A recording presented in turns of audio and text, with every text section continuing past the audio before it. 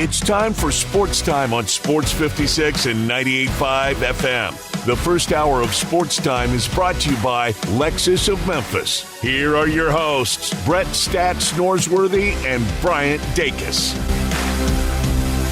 Welcome into Sports Time on a Wednesday, March 8, 2023. Bryant Dacus, Brett Norsworthy, Jay Morgan Harder with you, and we've got a lot to talk about today and not a lot of time. We're out at 5:30 today for Ole Miss versus South Carolina in the first round of the SEC tournament. Their pregame starts at 5:30. Can we get you to say hotty toddy again today? Hotty toddy. Yeah, we'll get another one at the end of the show, too. Look, for personal reasons, might be an Ole Miss fan tonight. Really? Might be. I don't know. Don't tempt me, because you never know. But Bryant Dacus, Brett Norsworthy, Jay Morgan Harder with you for the next 2.5 hours. I'm sitting in the Family Leisure studio, and over across the river in Arkansas, Brett Norsworthy is with us. Brett, how you doing this afternoon? I'm doing great, guys, and really enjoying all the basketball, pro and college, day and night. And we do have the Ole Miss coverage tonight. We will go to David Kellum and Coach Mark Dukes live from Bridgestone Arena at 5:30 for the pregame and the setup leading up to tip-off at 6 o'clock for the South Carolina game. But on the floor tonight is not the most important story in the Ole Miss basketball world. The most important story is just how very close it is, if not completed, for Chris Beard to become the new head coach at Ole Miss and to really bring in more firepower in SEC basketball coaching. We know it will come with a lot of controversy and a lot of questions, and Ole Miss has to really be girded for that, and I think they are.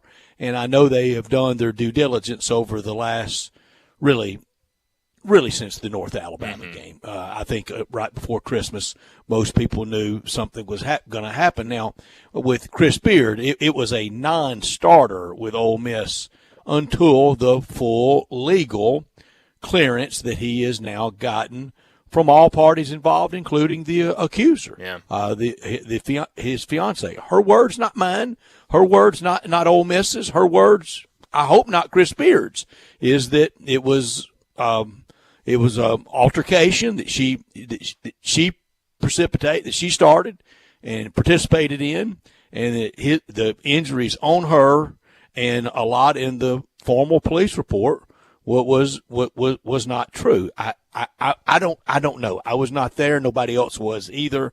But once you are legally cleared and the accuser says it was not accurate, that we need to move on, charges drop, man ruined. In the meantime, well, I think he deserves not to be ruined, or she, if roles were reversed in some manner. So we'll see. And I know that goes with the territory about that, but also I know this: on the court, Ole Miss will be getting its most distinguished, or most distinguished record-wise head coach in all of its history. It's never hired a football coach. Even in 1947, when they hired John Howard Vaught, nobody knew what he was then. He'd never been a head coach.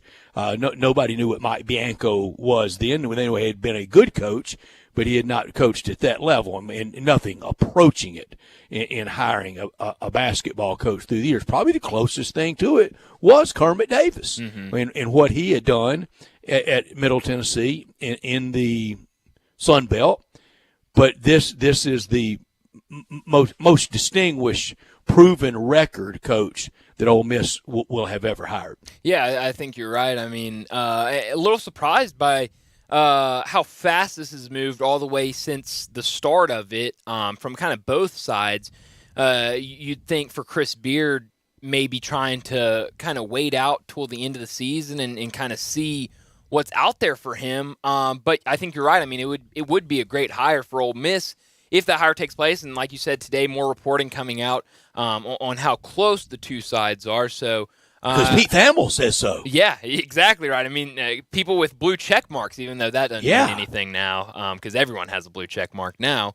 But they're reporting. Pete Thamel from ESPN says it so. Yeah. So that means it's got to be. That means it's true. That means it's law. So seems to be close. Pete Thamel, who summer of 2020, if he could have clicked his heels together, he would have obliterated college football. Now he's head college football writer at ESPN.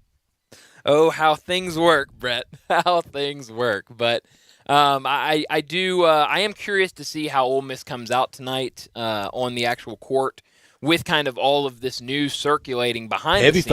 Heavy favorite. I just wonder, are they going to play like that? Are they going to come out wanting? I think they will. I think these guys want to win these games, or are they going to just come out and kind of pack it in for the season? But I think it should be a good game against the South Carolina team. G.G. Jackson, who they're stellar freshman. If it is a loss for them tonight, it'll be your last probably opportunity to see him in a collegiate jersey before he declares for the draft. So while these aren't the Tennessees and Alabamas and Kentuckies playing tonight, I think it will be a pair of two pretty good games in the SEC. I think so, too. Look, it's Wednesday night games. Mm-hmm. It's hard enough for somebody to make that Thursday through Sunday run and win it all. I don't think anybody will ever do it. It's so tough. On Wednesday through, even after in 2 years when we had two more it'll be two more games on Wednesday night, wouldn't it? Or one more? Would it be one more game or two more? However the bracket would work. Yeah, one more. But we're going to have a full night of basketball then. We'll have a little bit of afternoon of basketball when we get to that point. That's a lot of basketball. We're at that point of the year. I tell you, a real fun year for me, talking about a lot of basketball, just for me personally. It was in the year 2000, and a lot of people here will remember the tournament over something that was really devastating. It probably cost Cincinnati and Bob Huggins his national championship. But at the Pyramid, Memphis was hosting their tournament at the Pyramid, and I went to those 4 games on Wednesday. And then I think Kenyon Martin either got hurt on Thursday or Friday morning when his leg snapped. Mm-hmm. But anyway, I went to those 4 games on Wednesday, and then on Thursday and Friday went to the 4 SEC games in Atlanta, and Arkansas made a four games in 4 days run that year. So I had 4 Wednesday, 4 Thursday, 4 Friday, 2 Saturday, 1 Sunday, caught a flight back and hosted an NCAA tournament selection show on these very airwaves that night. Man, it was a lot of basketball, but I like it like that. I liked it like that. Mm-hmm. I can't do that anymore. That day is come and gone, but it was a lot of fun, but it was sad to see Kenyon Martin injured that year, and we could have that. We've already had Jim Boeheim did everything but resign today. I mean, what have y'all seen that? What was that press conference? What was that, Brian? I mean, who knows? I mean, went out and said, I think some of y'all missed my retirement speech that I did on the court and in the press conference last week, and then like 20 seconds later said, but it's up to the school if I'm back next year. Okay. I think what he's lobbying for, and gosh, if anybody in the history of Syracuse basketball has earned it, I think it's Jim Boeheim. I think he wants that cushy fill-in-the-blank price, $500,000, $600,000, $700,000 a year handshaking, ambassadorial, Mr. Syracuse basketball emeritus, really do nothing job. Well, who doesn't? But I think Jim Boeheim has earned that, hasn't he? I think so. I mean, it's Syracuse for sure. I think he's made a lot of money for him over a lifetime between player, assistant coach, and head coach for him. But he was almost negotiating in public today with the administration and the boosters and the powers that be of, get the deal right, or I'll come back next year and do a really crummy job. It was an interesting press conference. Then the reporter kept asking him, so does that mean you want to be back next year? He's like, you're asking the wrong person. That's not up to me. Who are we supposed to ask? The mailman? So when do you think you'll know if you want to come back next year or not? He's like, that's not up to me. It's up to them. You're asking the wrong people. And it just went on for like two and a half minutes on. No, we're asking one of the parties primary to it. We're not asking the Amazon delivery guy.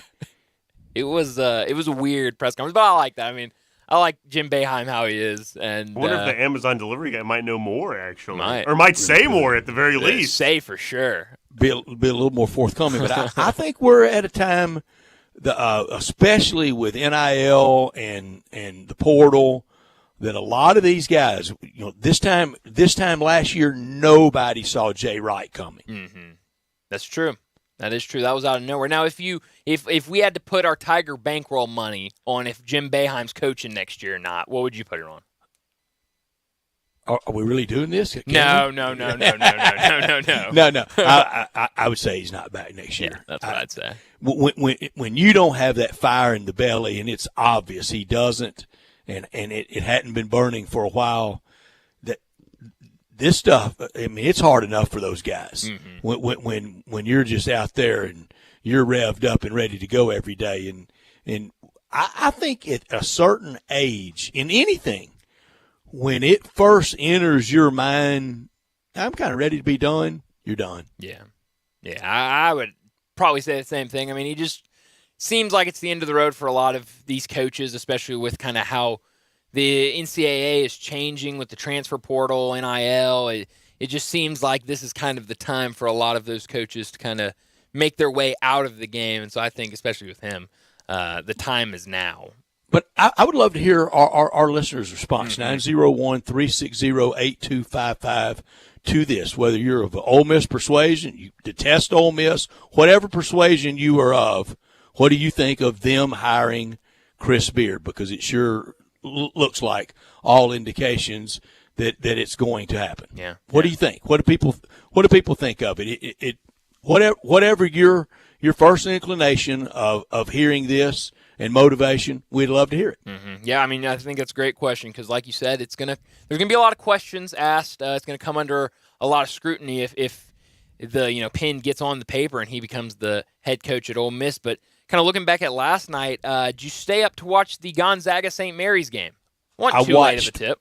I watched most of it until it was heavily in Gonzaga's favor. I did not give up last night on the Grizzlies. I gave out. I was almost comatose, and I gave out at the start of the fourth quarter, fearing what would happen, and my worst fears realized. Yeah, it was another tough loss for the Grizzlies. Kind of one of those same old. You kind of are leading. It's a competitive game, but you seem to have the edge early, and then you just kind of lose all steam in the fourth quarter. I mean, we've grown so accustomed to seeing it, and that's how it played out last night with Pau Gasol getting his jersey retired, which was fun to see. But that Gonzaga game, I mean, that gives me a lot of hope in what the Zags could do in the NCAA tournament. I mean, holding a St. Mary's team to 19 points in the first half made me feel pretty good. Yeah, and we're going to go over by name a lot of teams what we think their goals are, their what kind of signature the NCAA tournament would put on this year. We know there are some teams, not a lot of teams, and I don't think there's a lot in college football either. They're playing for brass ring and win it all one shiny moment, or it's disappointing. There's not many of those though. I think the Final Four, if just getting there. That we know that speaks for itself. That's excellent. Dave Woloshin said it yesterday, and I fundamentally agree with him. I almost wholeheartedly agree with him that a Sweet 16 run is a really good year. But is that enough for some teams? I mean, we know Kansas backing up winning a national title. We're going to do this. We're going to do this later and go over goals. In college football, are there any win at all, or it was a bad year? It's so hard in college football. I mean, I think Alabama, Georgia, I guess you could make an argument being that level. I don't think Ohio State's quite there. Because Ohio State seemed pretty pleased with how close they played Georgia, didn't they? They did, and I mean... And that's okay. Yeah. I would be too. Yeah, but... same with college basketball. I mean, both are so hard. Really, any sport, it's so hard to win a championship that it makes it kind of hard for that. It's either title or bust. All right, how hard one? Rank the three, baseball, football, basketball, in the college sports world in the order of hardest to least hardest to win. 1, 2, 3. Because I've said College World Series is the hardest thing in sports to win. I think it is. That's probably 1 for me. All right, so our battle's 2 and 3, isn't it? Yeah, I'd say college basketball second hardest and college football third. But not everybody has a chance to win college football though necessarily. That's a good point. But not everybody has a chance in college basketball. Yeah, that's true too.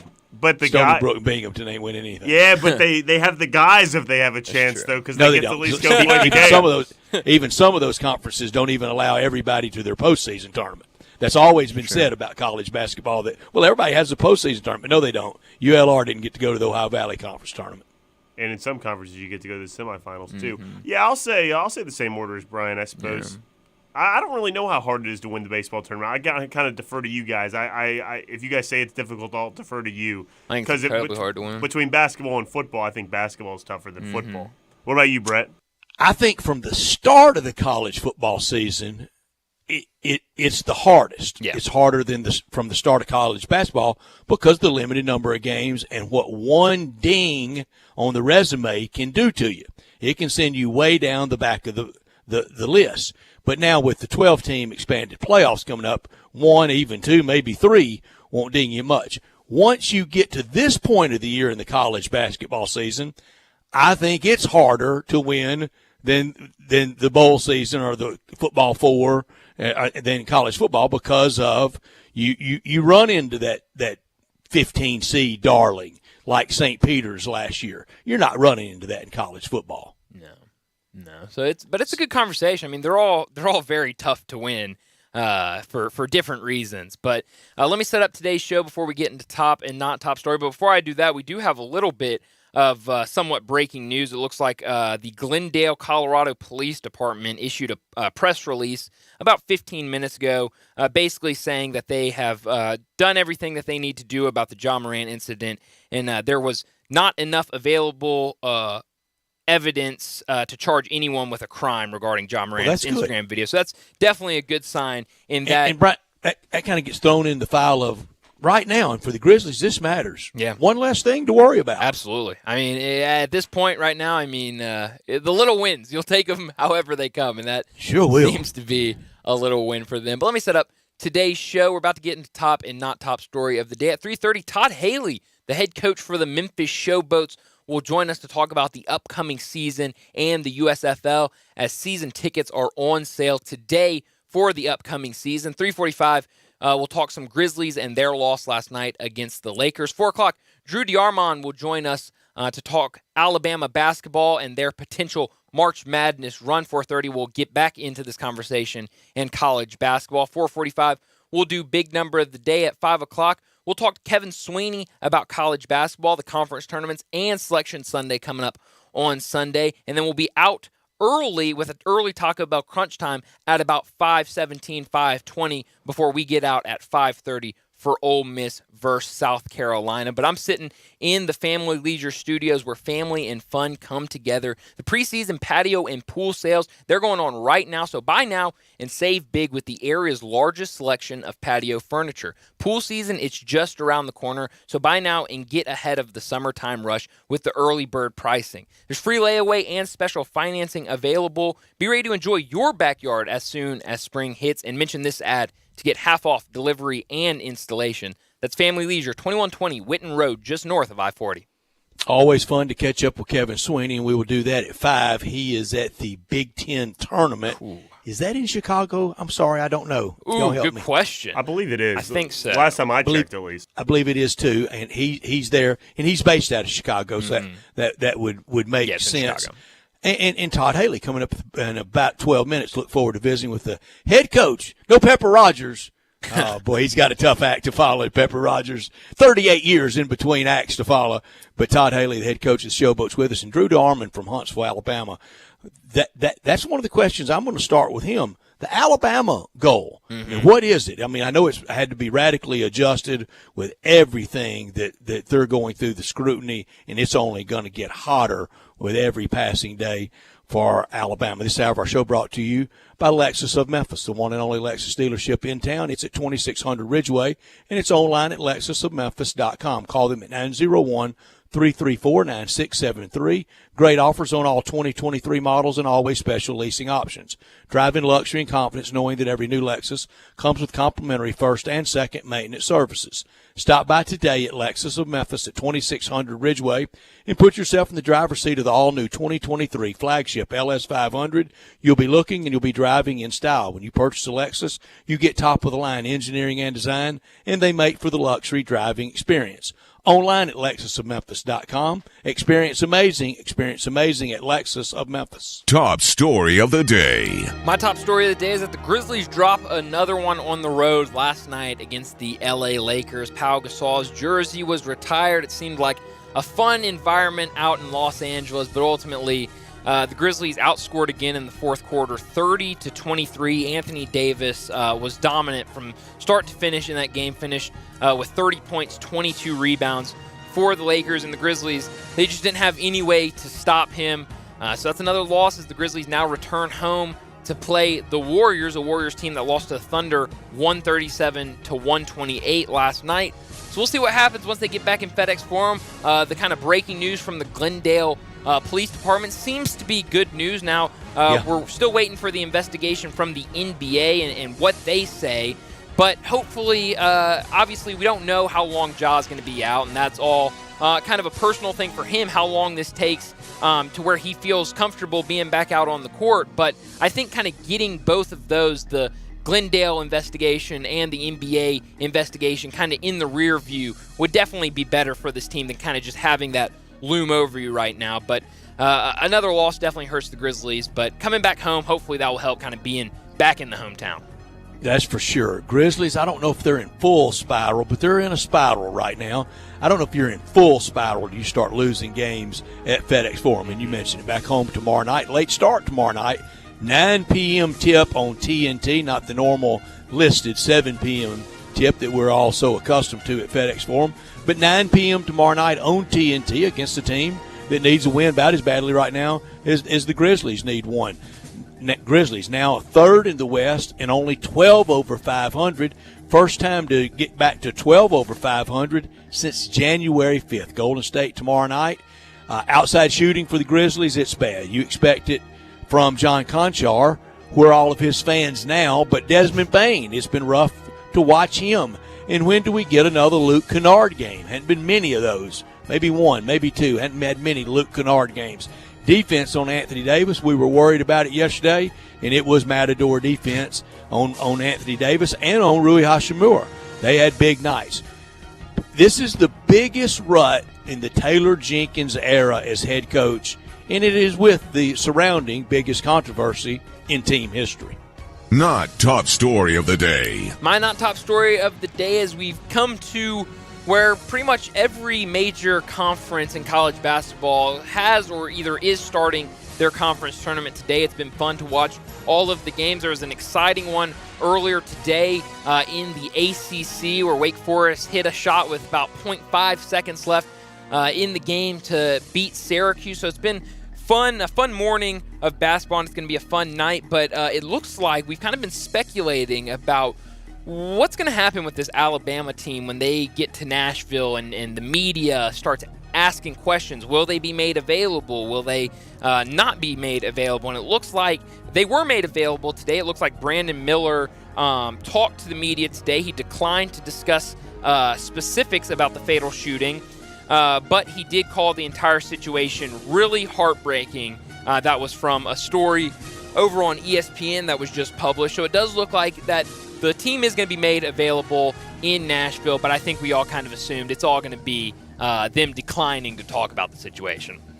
My not top story, except for Ole Miss, it had been pretty quiet on a lot of coaching changes, but we know that gets started with right now with exits, with tournaments over, with seasons over, seasons ending, and really like the Thanksgiving rumors around college football. This is when it ramps up around college basketball. I mentioned just a few minutes ago, this time last year, nobody saw Jay Wright coming. A few years ago, Roy Williams was a surprise. Coach K kind of called his shot for a long time, but you knew just at his age, almost about any year could be the last year, and that's gonna get some. Look at the ACC of the teams that have already exited from the ACC. Well, we know that was it for Mike Bray. It could be it for Leonard Hamilton. Whenever Josh Pastner exits, it could be it. It could be it for him. It looks like it could be the end for Jim Boeheim. Who else in the ACC maybe this year? Jim Larinaga. Maybe not with his loss in the ACC tournament, but at the end of this year, because of his age, it could be over for him. Steve Forbes' name's out there for a lot of would be out there maybe for the carousel in conversation. So when the ACC starts moving, what will Texas do? The only SEC move appears to be at Ole Miss, but the musical chairs, it could start. And right now, nothing, no exit, no resignation, no firing, nothing would shock me. Nothing. Not at all, especially like we said earlier with kind of what college basketball is today. Absolutely nothing would surprise me at this point. That means if with the musical chairs, if Eric Mossman decided to do something, with the musical chairs, the trickle-down effect, if John Calipari tried to do something, nothing would surprise me. It's gonna be one of those off seasons. I feel it. It seems like everyone's saying this ain't gonna be a busy off season, but I think it's gonna have a lot of ups and downs, kind of a roller coaster of it. But that'll do it for top and not top story of the day. Let's get to our first break. When we come back, Todd Haley, the head coach of the Memphis Showboats, will join us to talk about the USFL and their upcoming season. That's next on Sportstime. Broadcasting from the Family Leisure Studio, we are Sports 56 and 98.5 FM. I'm Gary York. I'm the service director at Lexus of Memphis. Our service department wants to be more than just a place where you get your oil changed. We do glass repair, windshield replacement, recalibration of your camera and sonar systems, even wheel repair, tire replacement, all the things you would expect from a luxury automotive dealer. Please check out our website. You can schedule your appointment, check out our specials, hours of operation, or if you'd like to do it in person, please reach out to one of our associates at 901-271-5199. So you need to sell your house? I have the solution. Call 901-406-1101. That's 901-406-1101. Call my buddy Bill at I Buy Houses. Any house, any area, as is. It's literally as simple as that. Just pick up your phone. Call 901-406-1101. That's 901-406-1101. Call my buddy Bill at I Buy Houses. Guaranteed to close in 5 days. If you need to sell your house fast, call Bill at 901-406-1101. That's Bill at I Buy Houses. Without the ones like you, who work tirelessly to keep things running, everything would suddenly stop. Hospitals, factories, schools, and power plants, they all depend on you. No matter the weather, emergency, or time of day, you're the ones who get it done. At Grainger, we're here for you with professional-grade industrial supplies. Count on real-time product availability and fast delivery. Call, clickgrainger.com, or just stop by. Grainger, for the ones who get it done. Once in a while, we hear about something new that's actually good. One of those things is Sunrise East on Poplar. All the great things you expect from Sunrise on Jefferson, just further east for those of you that can't get there. Perfect breakfast and lunch served fast and fresh, made just for you with the care of people that care. A chain restaurant isn't going to have a staff that genuinely care about your happiness. You can go anywhere for lunch or dinner, but if there are 2 Sunrise locations, why would you go anywhere else? Homer Skelton Hyundai Genesis in Olive Branch has an offer you can't refuse. They will pay you to do business with them if you want luxury. And I'm talking the Genesis G70 car. If you would love to have that kind of new technology, they will give you a $1,000 rebate when you finance with Genesis Motor Finance.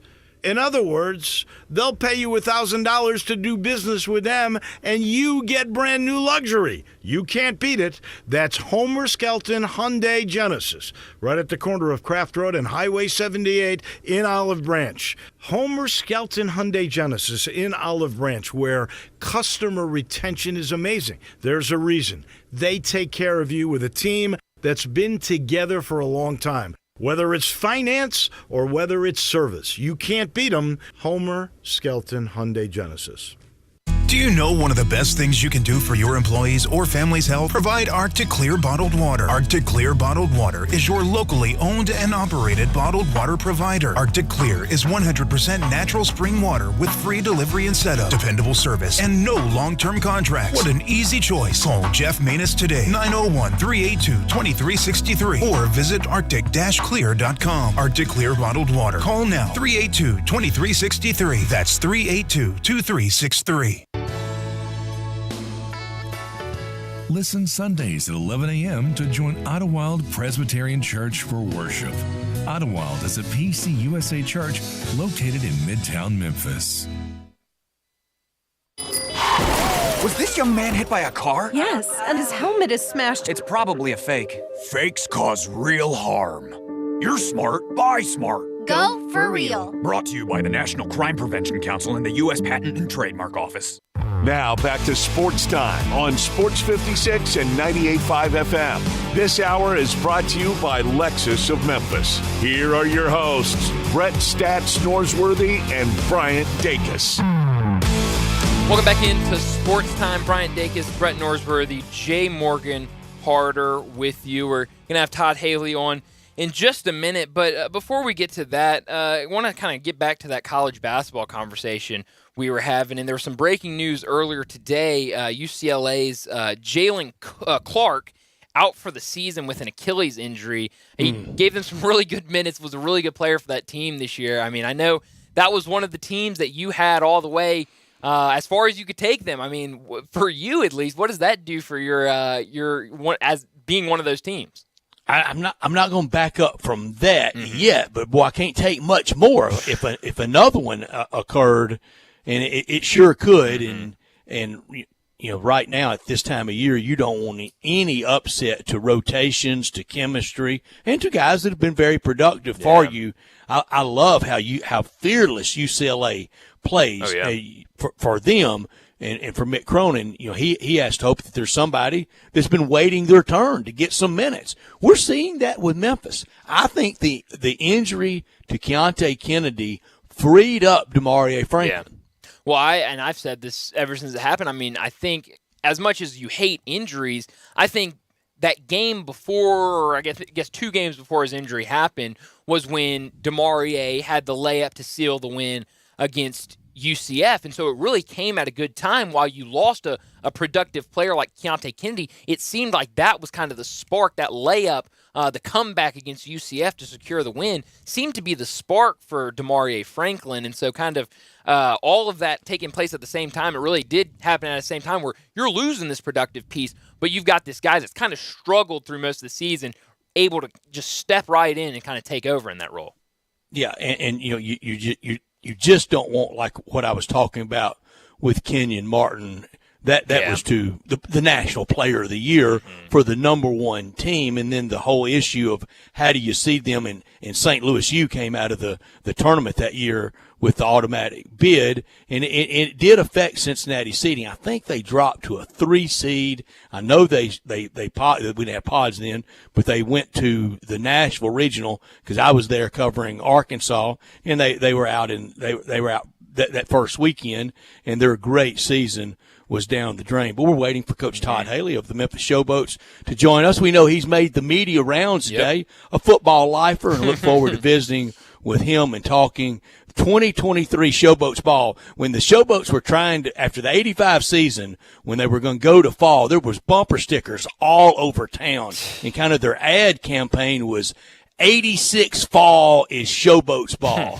So 2023 summer is going to be Showboats ball. It sure is, and Coach Todd Haley is with us now, the head coach of the Memphis Showboats. Coach Haley, thanks for joining us. Welcome to Memphis. I know we're really excited to have the Showboats back, but kind of from the USFL standpoint, from kind of you and your coaching staff standpoint, I mean, what is the excitement like to bring a team to Memphis and kind of expand the USFL to the Memphis area?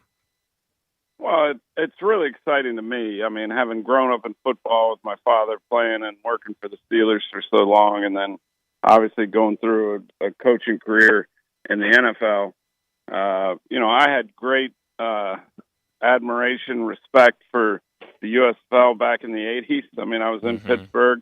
I was a ball boy for the Steelers. The Maulers come out. And, when you think Memphis Showboats, I think Reggie White. And, I've coached with Mo Carthon with the Generals that played with Herschel for a couple years. I coached with him 4 different stops. So, the USFL had when Moose Johnson called me, it intrigued me a bunch. And I thought last year went really well, with everything in Birmingham. And then when he called me again and he said, hey, would you be interested in coaching the Memphis team in Memphis? I was really excited because, I know what passionate fans everybody in Memphis is. I've seen enough Grizzly games, and and Memphis football and basketball to know that I think the people will be excited. I think we're going to put a really good product out there, and what better thing to do than coach a football team in front of their home fans. Yeah. And we are glad to have you. And I jokingly said before you came on, Coach Haley, that you got a tough act to follow. Now, you got 38 years in between having to follow one of the showmen of all time, football guy, great player in the day at Georgia Tech, great coach at a lot of different stops, including UCLA and as at Kansas and at his alma mater at Georgia Tech. So are you ready to be this version of Coach Pepper Rogers, the late great Pepper Rogers? No. I have nobody too much respect. Like I said, I have a great admiration for the history of pro football. So I'm going to be the best version of myself. Sure. I'm really excited about the guys we have on the staff. I mean, some carried over from last year, but Carnell Lake is now going to be my defensive coordinator. My father drafted him out of UCLA back in the 80s. I mean, he was coached by Chuck Knoll, Bill Cowher. He worked with Dick LeBeau, Mike Tomlin. He and I worked together for 6 years with the Steelers, so I'm really excited about that side of the football. Bob Saunders, his father, longtime NFL coach, really, really good coach, and Bob and I and his dad worked together in Cleveland. So there's just a really nice connection amongst the staff and carryover. So I think that's a big thing when everybody kind of knows the expectations, what I expect, what they expect of me, and I think it gives us a chance to do something special. Yeah. When you talked a second ago about being able to coach the Memphis Showboats in Memphis as they're expanding to multiple pods. Last year, every game was in Birmingham. I mean, how big from a team standpoint will that be to be able to kind of play for a team and in front of fans of that hometown team instead of like last year being a Tampa Bay team playing all your games in Birmingham and kind of not having that connection with the city? Well, first off, I think, Fox and the USFL and Moose have done such a great job. Mm-hmm. I mean, the production value is so high. I mean, I was talking this morning that, I'd coach a game and then go back to the hotel or room and watch a game that was being played at night, and you felt like you were watching pro football. Yeah. And as a coach, you love to have home games. You love, your fans behind you, but they do such a great job, the officials, everything, that once the game started, you still felt like you were coaching a pro football game. Yeah. Now, when you played the Birmingham Stallions and they had 40,000 people out there, did it give you a little juice? Yeah. But they weren't our fans. So, as soon as he called me and said Memphis, I got excited because, again, I know it's a passionate fan base, and it's very exciting for the coaches, players alike, to know that when we go out there on a Saturday, Sunday, whatever it is, and to know that there's going to be fans that are cheering for us, and a lot of them, I imagine. So that gets your juices flowing, your adrenaline, everything. I mean, it makes it even more fun. I mean, it was fun last year, but this is going to be, I think, special. And Coach Ed, I said admiringly, respectfully, football lifer. You mentioned your dad, and I mean it's been your whole life. Head coach of the Kansas City Chiefs. A lot of great NFL stops. You're going to run the offense. You mentioned Carnell Lake running the defense. Now I bet Carnell Lake would like to have number 92 Reggie White, because he made Barney Bussey and Leonard Coleman and Mossy Cade a lot better secondary back then. But on the offensive side, what offense do you want to run? We know you like to get the ball. If it were basketball, you like to get it off the glass and run. Well, I love to score a lot of points, but I also like to win. So, our mantra is always going to be, what do we have to do to win? So, we're going to have a quarterback competition. Brady White, who I think a lot of, is going to be back. It's awesome that he gets to go back to Memphis, where he's like a he's like Brad Pitt walking down the street. Good looking quarterback, Memphis. I mean, what more could you ask for? So, but we're going to have to figure out exactly what we have. It may be a little bit of what we saw last year at different teams, of a couple guys playing, but every year is an evolution. If you're not getting better, you're getting worse. You can't stay the same. So, I'm just a big believer in, now we have a core, and I know a lot of the guys now this year are different than last year because it was just a brand new team. I mean, we built it from the ground up, and I didn't, I knew guys from college or different stops they'd been, but until you actually are there and see it, that was a unique challenge last year for everybody involved, on any team, because we had a draft and we had no players on our team. Yeah. So now we have a core. We as coaches know the guys, they know us. We understand their strengths and weaknesses, but, it always comes down to the quarterback position. So, until we get there and really get to start to see, what this, quarterback position is going to look like, I mean, I'm in a wait and see mode. I don't like to jump to any conclusions too early because really, I think good coaches, that's what they do. Hey, what can this player do really well? How do we have to play to win? And, the entire team really. I mean, are we better on defense? Are we better on offense? Special teams. I got Frank Gans Jr., who, was such a great get last year because, in these games, especially early, special teams plays a huge role and who wins and who loses. So to have a guy with the resume that Frank Gans Jr. does as a special teams coach is huge for us.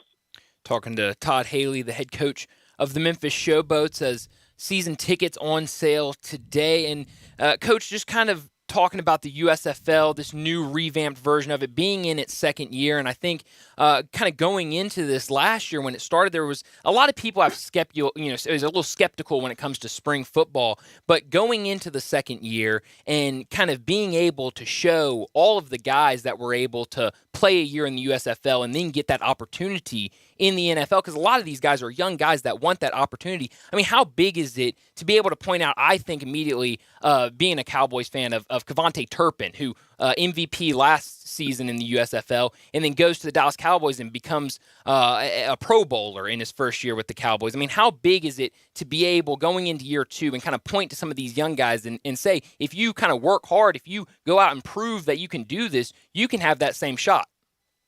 Yeah, Moose Johnson and I had this conversation exactly. I said, the more guys that make it in the NFL, the better for us, because, there's not enough spots on NFL rosters for a lot of football players that love the game of football, that are talented, to make it. So there's guys that haven't been on a roster, or maybe were on a roster, got cut in camp, whatever it is, that aren't getting to play and achieve the ultimate dream, which is obviously the NFL. But when you see guys have success, I'm a big believer. I've said it for years, as long as I coach, NFL Europe. I mean, I'd go down there and scout every year, and a lot of players came out of there. I mean, Kurt Warner, Jim Miller, you can go down the line. These guys love football. They love the game of football, and they believe in themselves. So, the unique thing to me last year, having not been a part of a spring league, so to speak, before in my life or my career, was just these guys are hungry. Yeah. I mean, I haven't been in meetings like I was last year with guys with their notepad out, their pencil, taking notes, eyes wide open, do whatever you ask them to do or whatever you coach them to do. It was just a phenomenal feeling. And I think that speaks to what you're talking about, that, these guys want to, they love this game. They want to continue their dream. And even if it doesn't ultimately end in the NFL, they get to play the game they love. Yeah. And, we know it's a short career span in football. You can't play forever unless you're Tom Brady or a couple unique guys. But they love to play the game. And I think that's what I tangibly felt day in and day out, every time I stood in front of them or watched another coach stand up and talk to them. They love it, and they eat it up, and they eat it up because they love the game first and foremost. But yeah, they ultimately, if they get an opportunity to get their foot in a training camp, I mean, what more could you ask? Yeah. And we embrace it, and we would be so excited. Any guy we see that makes, gets into a camp and then ultimately makes it and plays on a team, I mean, that's awesome stuff. Coach Haley, we are glad to have you in town as the head coach of the starting back Memphis Showboats. Rick Neuheisel, I see him at SEC Media Days every year, and he played in the old USFL. He said, you have not had the full football experience until you have played or coached in one of the spring leagues. He says you have to do that once in your football life. Yeah, no, it's all, I'm so excited. I'm excited for Memphis. I mean, to have pro football right there this time of year, I think it's awesome stuff. I'm really excited about, seeing our fans get behind us, and we obviously have to do our part to make that happen, but I have very little doubt that we're going to do it. Well, Coach, thanks for joining us. We're really excited about the upcoming season, and hopefully we can talk to you again soon. Yeah, awesome, guys. Thanks for having me. Thanks, Coach. Thank you so much. So much. A lot of fun, and really do wish them well, and I can't wait to be there. Yeah. 5 weeks from Saturday night. It'll be here 2023. Boats Ball. Boats Ball. It's back. We're going to get the whole group there, Brett. I mean, we're going to get all the guys that were at the last game. We're going to get them all back together. They may all be able to ride with me. I mean, even better. I mean, carpooling. That's best case scenario. We should have given them the opportunity to tell us why the USFL is so much better than the XFL. Well, I didn't want to do that. We're going to give him a chance. We're going to show it on the field, Jay. We're going to show it on the field. We don't have to talk it. We're going to show it to you. That's right. It's going to be a fun season, but tickets are on sale today if you want to go out and buy them. Very affordable tickets, too. I don't have the pricing right in front of me, but you can go definitely get some tickets for a good price and see some good football. But like you said, I can't wait to get out there and watch them. I just hope Brady White, I mean, we should have really peppered Brady White up to him and get him to be the starting quarterback. Yeah, and I think Brady White will. I think there'll be fans to come see him play, and we know the winner, the prolific record book and winner, outstanding person too, the Campbell Award winner. I think that is ideal for this team. Absolutely, but it's gonna be a fun season, and we definitely thank Coach Haley for taking some time out to come talk to us. But let's get to a break, and when we come back, we'll talk about the Grizzlies and their loss last night against the Lakers. That's next on Sportstime. You already know you can listen to Sports 56 anywhere with the Sports 56 app or at sports56whbq.com. But you can also watch us daily with live video of all of our shows on Twitter, Facebook, YouTube, and Twitch. Hi, this is Troy Fiveash, owner of Fiveash Roofing. In these uncertain economic times, there are so many things as a contractor and a business owner that I cannot control. The rising cost of materials, not to mention fuel and transportation costs. In the last 2 years, shingle prices have almost doubled and commercial materials have doubled. And I don't have to tell you what fuel costs these days. But you know what I can control? How much markup I put on a project. I have always prided myself in knowing I never gouge a customer. But in an effort to ensure my crews have work and my customers are being treated fairly, I have lowered my profit margin, hoping to give you a price you can live with and keeping my crews busy. So if you need a roof or gutters, please give us a call. Fiveash Roofing, fair, honest, and ethical. Fiveash Roofing, a proud sponsor of Tiger Athletics and a member of the Tigers home team. 367-0050 or memphisroofer.com. 367-0050 or memphisroofer.com. Fiveash Roofing, it's what we do. We're here for you.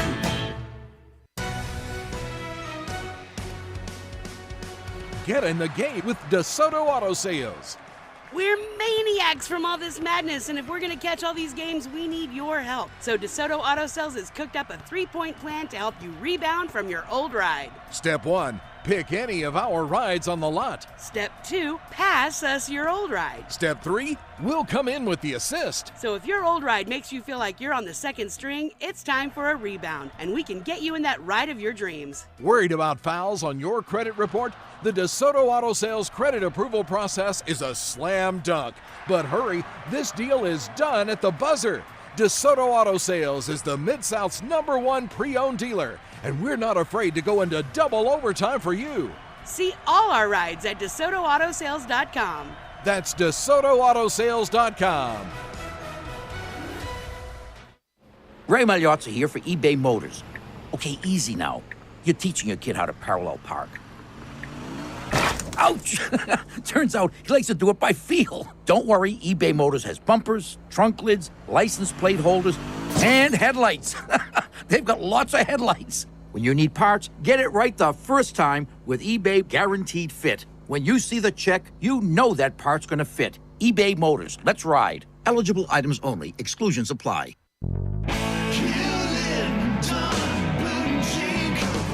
Hewlett & Dunn Boot and Clothing Company, we have it all. From handmade Amish leather belts, fine and casual clothing, boots, casual boots, work boots, fancy boots, and even safety-toed boots. Lots of cowboy hats to choose from, even Nebo lights, Orco hard coolers, good-looking duck head dress shirts, duck head caps, shorts, and pants. Tons of jeans from Ariat, Wrangler, Devil Dog, and Kimes Ranch jeans.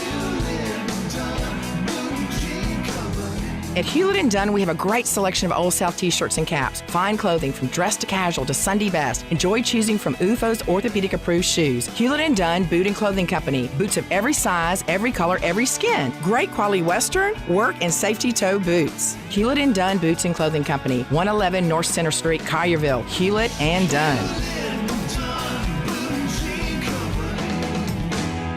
Hewlett & Dunn, serving you and your family since 1961. Now back to Sports Time on Sports 56 and 98.5 FM. This hour is brought to you by Lexus of Memphis. Here are your hosts, Brett Stats Norsworthy and Bryant Dacus. Welcome back into Sports Time. Bryant Dacus, Brett Norsworthy, Jay Morgan Harder with you as we wrap up the first hour on this Wednesday. And the Grizzlies, another kind of heartbreaking loss last night in L.A. against the Lakers, 112-103, and it was a performance after a really good shooting night against the Clippers. They go 9 for 37 from three, 24% from three. Dylan Brooks, 3 for 10 from behind the arc. Desmond Bane, 0 for 5 from behind the arc. Luke Kennard, 0 for 2. John Conchar, 0 for 2. Just not a good shooting night at all for the Grizzlies. I mean, what did you make, Brett? It seemed like maybe they were turning a corner in terms of shooting, but not last night. Yeah, and it wasn't some take that nobody else had. But yesterday we talked about the issues that we feared with guarding Anthony Davis. Well, they played out. I mean, except for the shot to the schnoz. I mean, he was great all night. Even after that, and boy, he lost some blood. They needed a cut man over there for him, and looked like they couldn't find a Band-Aid on the Lakers sideline. Come on, Lakers, you don't have a kind of an emergency kit for injury on the sideline, but he was strong. I mentioned Rui Hachimura early. He played well. I don't think the Lakers are that good right now. The Grizzlies were not good. Yeah. And in the outside shooting, you almost every 3-point launch from anybody right now is, oh no, don't, and then clank. Yeah. It's been just a bad season shooting the ball for sure, and then kind of going down the stretch. Really, when you needed Jaren Jackson the most on the court, I mean, he finds himself in foul trouble, has to go sit on the bench, picked up his fourth foul, I think, kind of early in the fourth quarter, and then his fifth foul a little bit later, and so you kind of couldn't use him as much as you really wanted to last night at times, kind of on both ends of the court. So it was just another one of those unfortunate fourth quarter kind of collapses for the Grizzlies, and you wonder, I mean, with Steven Adams back, hopefully that will help a lot, but, I mean, 6 offensive rebounds the entire game. When is that? Hopefully, I mean, who knows? Maybe against the Warriors, but, I mean, it's been, 2 weeks now where we're playing the kind of wait-and-see game? And I've always been, or for quite some time now, I've been in the front office I trust. Don't want to do too much questioning of them because they've gotten so much right. But we also know how coy and hidden ball trick they play with injury. Yep. How many more games do we got to ask more questions about Steven Adams' availability? I mean, is he more injured than you've told us? I think we're approaching it. Well, because what was the line last week that he was going to be ready by the end of last week? And, it seems to be this is the week after last week. Yeah, so, I mean, they said the end of the road trip he'll be back. And I'm not always great with days, but I think last week is over now, and we're in this week at this point. Yes, very much over. Into next week. Yeah, is it last week or is it this week? That's right. Who knows? That's the case. I mentioned the S word earlier, spiral. When do you say full spiral, just out of control chaos? I think these are two important games, two tough games. So I don't know if I would say spiral. I mean, those are kind of, if you lose one or two of those are kind of the home losses that you're really trying to avoid. But two really good teams in Golden State and Dallas. But I mean, I don't want to be sitting here still saying, if you go, let's see, 1, 2, 3, 4, 5 games before you have a really long home stretch, I don't want to go 1-4, 2-3 and still be saying we're not in a spiral yet. Lose at San Antonio? That's you start talking about spiral for sure then. And with every mounting loss, the seed becomes more in question, more precarious. And right now, technically, now in third. It's been a long time since the Grizzlies had to look up and see somebody other than just Denver. And I mentioned it Monday, and I'm going to mention it again now. Denver's just really chopping wood. Magic numbers at 11 now. Incredible. I mean, incredible. That's very easy math. That means they win 5 or 6, and whoever's in second lose 5 or 6. You're there. Yeah. That could be in the next 2 weeks. It really could. It quickly. And the Suns, I think, only 3 games back in the loss column. And here comes the Suns. Here famous they come. Beatles song. Yeah, here come the Suns. Good point. But, I mean, they've won 4 of their last 5 games with Kevin Durant in that lineup now. I mean, they're looking kind of like the team everyone expected them to look like. So now, imagine that. Yeah, really. But I mean, now you're not sitting in second place, kind of sitting behind Denver and just kind of trying to play ahead of everybody. You're now in third place, trying to chase the Kings and stay ahead of the Suns and the Mavericks, who just added superstars to their team. When do you think we get the Grizzlies' public statement of they're adding more games to us? We've had the 2 games. Don't John's not coming back tomorrow night, is he? No. So they got to make a statement tomorrow, don't they? Yeah, they would have to.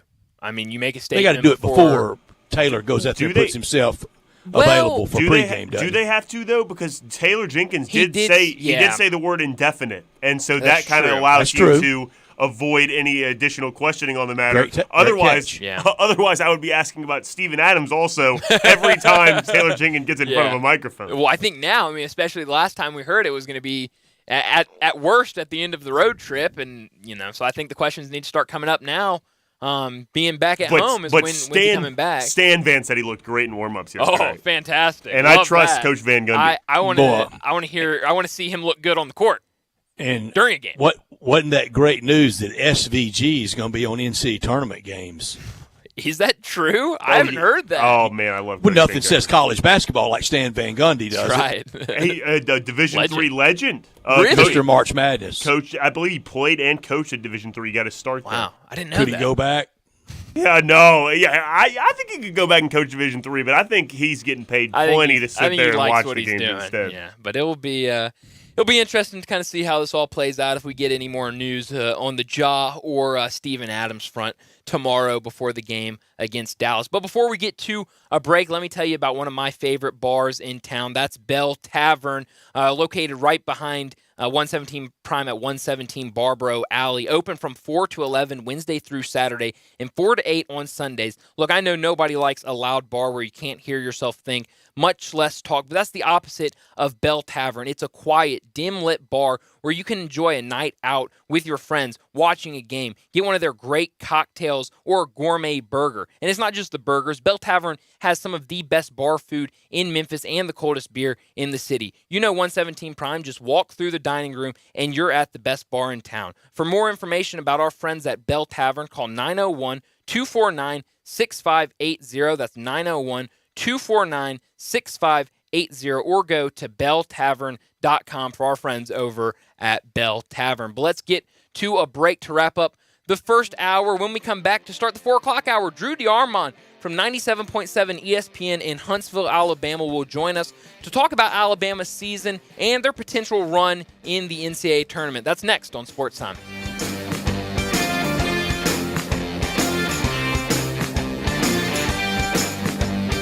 Let's up your life with Let's.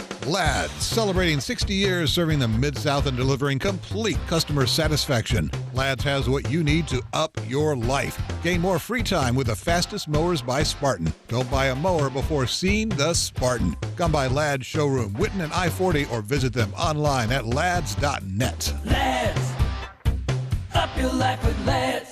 Lads, up your life. Looking for a great home-cooked late lunch with meat and veggies? Make sure to stop into 10th Inning Sports Bar and Grill Monday through Friday, 11 a.m. to 2 p.m. for baked and fried chicken, hamburger steaks, chicken dumplings, catfish, and more with yummy vegetables. Plus a great brunch on the weekends from 10 a.m. to 2 p.m. 10th Inning Grill has plenty of TVs for all your favorite sports. Visit them on Facebook to see the daily specials. 10th Inning Sports Bar and Grill, voted best sports bar in DeSoto County, Gidwell Road, South Haven. People who come to Cricket stay with Cricket, just like our customer, Michelle. As an entrepreneur, every day is different. My phone bill from Cricket, on the other hand, always stays the same. Without surprises, hidden fees, or annual contracts, I can work worry-free. That's Michelle, everybody, doing business like a boss. Smile, you're on Cricket. Real customer, paid for testimonial. See cricketwireless.com for details. Make your next grill your last with the Big Green Egg. Smoke, bake, roast, sear, and grill, all with a lifetime warranty. Save money on eating out, fuel costs, and replacing expensive grills that cannot stand up to the Big Green Egg. Ready to cook in only 10 to 15 minutes with cook temperatures below 200, above 700, and anywhere in between with ease. Change your at-home cooking experience for life. Go to shop.biggreenegg.com. Make your next grill your last with the Big Green Egg. Smoke, bake, roast, sear, and grill, all with a lifetime warranty. Save money on eating out, fuel costs, and replacing expensive grills that cannot stand up to the Big Green Egg. Ready to cook in only 10 to 15 minutes with cook temperatures below 200, above 700, and anywhere in between with ease. Change your at-home cooking experience for life. Go to shop.biggreenegg.com. We are Sports 56, WHBQ Memphis, and W253DF Memphis, Flynn Broadcasting Stations. Now back to Sports Time on Sports 56 and 98.5 FM. Here once again are Brett Norsworthy and Bryant Dacus. Welcome back into Sports Time. Bryant Dacus, Brett Norsworthy, Jay Morgan Harder with you as we start the 4 o'clock hour. Drew DeArmond from 97.7 ESPN in Huntsville, Alabama, joins us now. Drew, thanks for joining us. And, we've talked to several people about the Brandon Miller situation, but we haven't been able to talk to anybody in and around that program. So I want to start off by asking kind of your thoughts on the Brandon Miller situation, kind of being close to it. Kind of what were your thoughts on it? Well, I think there's been a lot of erroneous reporting out there, and a lot of guys jumping the gun that didn't do any research on it and didn't look, and peel back the onion enough to see what was going on. Certainly, Nate Oates had some regrettable comments, and I think it was a situation where he didn't quite know what was going on with the grand jury situation. He had not been filled in by Greg Byrne. He handled it really well, in the aftermath of when it happened and before Alabama went to Vanderbilt. But when they had the hearing and more info with Brandon came out about with Brandon being involved and Jaden Bradley, I think again there were some regrettable comments made. But I certainly believe that he was very reticent about that and apologized.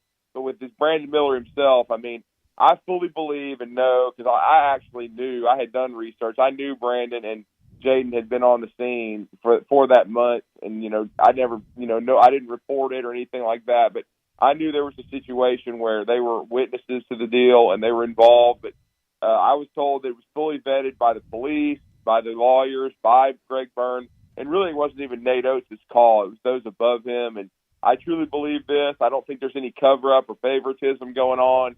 If Brandon Miller had been involved, he would have been immediately removed or taken off the floor. Alabama took Colin Sexton off the floor during the FBI investigation for a game, and certainly they removed Darius Miles very quickly. And he and, of course, his cohort from Baltimore. Those two guys are the ones responsible for this crime, and they're the ones that are being prosecuted and should be. And Alabama, has had to deal with a lot of, criticism, and Brandon Miller has put up with more than anyone. And I think he's shown a lot of mental toughness, continuing to play at a very high level, even though he's had to, stand up to a lot of people thinking he should be taken off the floor, not realizing, his role in the situation completely. And I commend the team as well. I mean, I think they were a little tired mentally by the end of the season. Certainly they didn't play well in College Station, but I think Buzz Williams' team had a lot to do with that too. And I think the resiliency of this team and what they showed coming back against Auburn at home and being able to still win the SEC regular season title and have a chance at a number one seed, I think says a lot for this team and for the coaching staff, because they've been going through probably more than anybody in the country from the standpoint of controversy off the court that can affect your performance on it. And, I think it has affected the team to a degree, but I think this is probably the most mentally tough group I've ever seen, because they've continued to play at a high level, and Brandon Miller has as well. And I commend them. And again, the situation is horrible that the young lady lost her life. But again, I believe this. I don't think Brandon Miller did anything wrong except for show poor judgment being out after midnight. You know what they always say, nothing great happens after midnight. True. But I think Brandon Miller, should be playing for Alabama, and I've thought that from the jump. Drew, we're glad to visit with you. And for Alabama fans, what's their feeling heading into the month that defines you? We were talking earlier about, a lot. If it was golf, when we're going to do a segment after you at 4:30, kind of, the whole golf world is situated around majors. Winning the Travelers, winning the Greater Milwaukee Open, winning in Des Moines, or at the Quad Cities. That's great. It pays good, but you're remembered. Your legacy is winning majors. Alabama basketball, while never have gone to a Final Four, so of course never won it, but it's had good teams. It's had to go far at years. It's had great coaches. Is this the biggest go far at year in Bama's basketball history? I mean, it could be, Brett. I mean, I've been asked that question to compare this team to others. It's certainly the best team I've ever witnessed and the deepest, I think, and then that mental toughness comes in too. I felt like really all year they only had one game where they didn't show up, and that was Oklahoma in the SEC Big 12 Challenge, and they were blown out by a very mediocre Oklahoma team. But I thought they answered the bell every other time. And I started thinking this team had something to them when they beat North Carolina in 4 overtimes, even though we've seen this Carolina team is not what it was a year ago. But they also beat Michigan State. And when they came back against Houston, with Brandon Miller not able to score from the field but closing it out from the free throw line, and they were down, double digits in the second half against Houston, really showed me a lot, because that was a raucous environment, and we've seen how good Houston is. So I thought this team had a chance to be special. They've shown that. They've got a chance to break the all-time wins record for Alabama. That's the 86-87 team under Wimp Sanderson that was led by Terry Connor, Derek McKee, Jim Farmer, Mark Godfrey, and Michael Ansley. Those guys won the SEC regular season and tournament. These guys have a chance to do it for the second time in 3 years. And people forget, I mean, Herb Jones' group, they went through offensive, difficulties and struggles as well. Yeah. But the backbone was what this team is built on, defense and rebounding, except this team is even deeper and more skilled offensively. So it is, the proof is going to be in the pudding with what they do starting on Friday, but they've X'd off one of the goals, and that's to win the SEC championship in the regular season. But to be remembered as the best team in history, or to be remembered along with that 86-87 team and perhaps the 1976 team, you've got to win in the postseason. And certainly I agree with you. That's what's going to define this Alabama team in the end. Well, Drew, you just mentioned kind of the defensive aspect of it and kind of looking at this team holding teams to under 70 points per game. I think last year, KenPom, they finished the season rated as the number 92 ranked defense in the country. Now they're top 5. I mean, how much has that defense, improving that much in one season played a role in this team's success this year? Oh, totally. I mean, last year they did not finish strong at all. They ended the year on a long losing streak. by the time they got to the NCAA tournament, guys, and even the SEC tournament when they lost to Vanderbilt, it seemed as though they were ready for it to be over. They just didn't like playing together. This group genuinely likes each other, and I think that the way they've defended has been the real key, because shooting is going to come and go. It's basketball. It's a funny game. You can sometimes shoot the ball really well and beat Vanderbilt by 57 points, and then you can come out, struggle from the field, and have to gut one out 66-63 against Mississippi State. So that's just that's the way it is sometimes. And so, but if you defend and rebound and play hard every game, a lot of times you can find a way to win, and this group has done that. The biggest key for me, though, coming into Friday is they need to get their bench back rolling. I mean, Vaughn Quinterly certainly has turned into his old self back from 2 years ago. He has been playing at a very high level and even did at Reed Arena in College Station. But they need to get guys like Rylan Griffin and Amari Burnett back shooting the ball well, perhaps get some more minutes from Nick Pringle, because he seems to bring a lot of energy. But that's the key. Alabama's depth is what's going to help them try to win 3 games in 3 days and make a long run in March, because the greatest thing about this team, certainly Brandon Miller is the best player and the best player, in my opinion, in the SEC, but they have been able to win without him carrying them.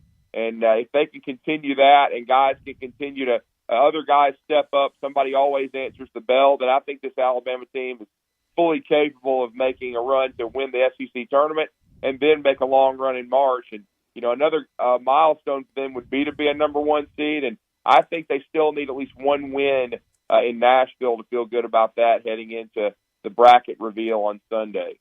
Andrew, you always shoot us straight, whether it's football or Nick Saban talk, which we rarely are talking about a loss around Nick Saban, or come basketball time. So where is that exit ramp? Where do they get to in the NCAA tournament that it would be very disappointing, and almost that feeling of, gosh, November to 1st of March, we kind of were fibbing to ourselves, or the ultimate? Where do they get to the, yes, great year? What is it? Well, I think for this team, I think they need to at least get to the second weekend to feel fulfilled. I think they need to make a nice run and try to get to Sunday in the SEC tournament. And then I always say, if you get to the Sweet 16, a lot of it is matchups and then being hot. But I think this team is at least one of the 16 best in the country. It's what I felt 2 years ago. And unfortunately, against that UCLA team, guys, Alabama missed some free throws down the stretch. If they had made free throws, I think they would have gone to the Elite Eight and had a good shot against Michigan, but it didn't happen, and their run ended. But I think this team should at least get to that same point to feel fulfilled. And I think if you're one of the top 16 teams, you can't complain too much. Certainly, you want to get to the Final Four, and I think this team is fully capable of being the first Alabama team to do that. But again, you don't know the bracket yet. You don't know, how things are going to play out. That's why the NCAA tournament is I think, the greatest event in sports, because of teams that get hot and the George Masons of the world that end up going to, and even that UCLA team. Remember, they were in the first 4 and went from there to the Final Four and a buzzer shot away from potentially playing for a national championship against Gonzaga. So, again, I think this Alabama team can get to Houston in the Final Four, but I will be very disappointed if they're not at least there for the second weekend, because I think they're going to be playing in Birmingham. I know they haven't played well in the regular season in Birmingham, but the postseason is different. They'll get a chance to play in front of a raucous crowd. And then if you get to the Sweet 16, you're not far from home in Louisville, Kentucky. So I think this Alabama team has a lot to play for and a lot to prove, and hopefully they're going to play with a chip on their shoulder come noon on Friday. I say this jokingly, but I'm really not. Have they improved the lighting at BJCC? Because it was dimly lit there for a long time. Yes, sir. Brett, they've done an extensive renovation. They needed Birmingham Civic Center, the Legacy Arena. You're right. I mean, it's totally different now. I was over there last week covering the state basketball championships and the high school Final Four, and I go there every year. And I've never had the pleasure of covering an NCAA tournament. I hope this will be my first. And good deal. Certainly, I hope a chance to follow Alabama. I think it'll be a very neat event. But if they do it, Knight Eady does a great job putting on the Final Four and seeing those high school kids play. But yes, they've done an extensive renovation, and it should be a great venue for the NCAA tournament coming up in about a week or so. Drew, on your great show in Huntsville, in the Rocket City, you and Scott don't need me programming your show. Y'all do a fine job. But Bryant and I and Jay Morgan, we've all been wrestling with this, and we're going to do this extensively after you join us around 4:30. And I don't know the answer. I'm asking. But I'm with you in that mindset. And we had Dave Woloshin on with us yesterday. Voice of Tigers, my partner. You know him well. And he said the same thing you did. And everybody is pretty much on that page for just about everybody, including the Duke and the North Carolina and the Kentucky and the UCLA's, the gilded class of college basketball. Sweet 16 explains itself. It's a heck of a year. But what is it a correlation? What is the comparison to football? What is it, and I don't always like the football to basketball comparisons because it's uniquely two different sports. But what is it in football? You get to Outback Bowl, Capital One Bowl. Is that Sweet 16 equivalency? I think the Sweet 16 equivalency for Alabama football right now is the Sugar Bowl this year. Wow. Quite frankly, Alabama made it to a Big Six Bowl, and they won, but they didn't get to the college football playoff for the second time, Brett, and everybody's disappointed because, Alabama didn't make it, and they weren't playing for a national title, and, Alabama's preseason number one, and there was so much expectation. Now at Ole Miss, Sugar Bowl is not Sweet 16 for us. It's Nirvana. No, and it was. That's why the injury at the quarterback position when Ole Miss got to the Sugar Bowl was so disappointing, because I think they could have won that game, and that would have been a great memory for all of them going back to the years of Coach Vaught and Archie Manning and all those guys. And I think that's why they were so excited. But, having the injury when they did, it derailed it.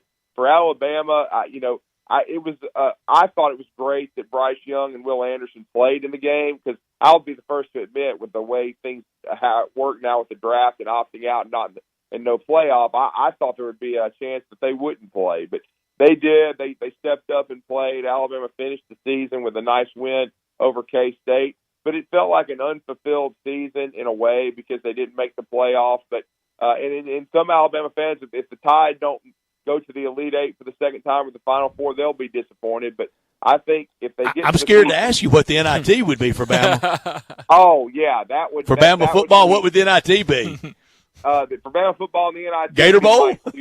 It'd be Mike Shula. Yeah. And I guess right now that would be, if you're going 8-4 and you're playing in a bowl game that, as you said, maybe the Gator Bowl, something like that, 9-3, and there's absolutely nothing at stake. It's not even a Big Six bowl, but Alabama's been very. I saw a Minnesota Music City Bowl loss. Ooh. Yeah, or maybe I guess Saban's first year in Shreveport against Colorado.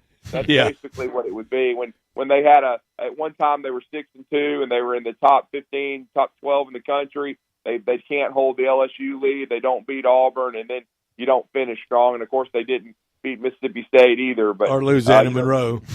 Yeah, there you go. And that was kind of when you realize how much work Coach Saban had to do. I really thought my phone was in error that day. I said, well, this can't be right. Something's wrong with my phone. Well, I was in the stands too, watching Jimmy Johns cry on the bench, and I'll never forget it. And I was just like, hey, that just shows you how much work's got to be done.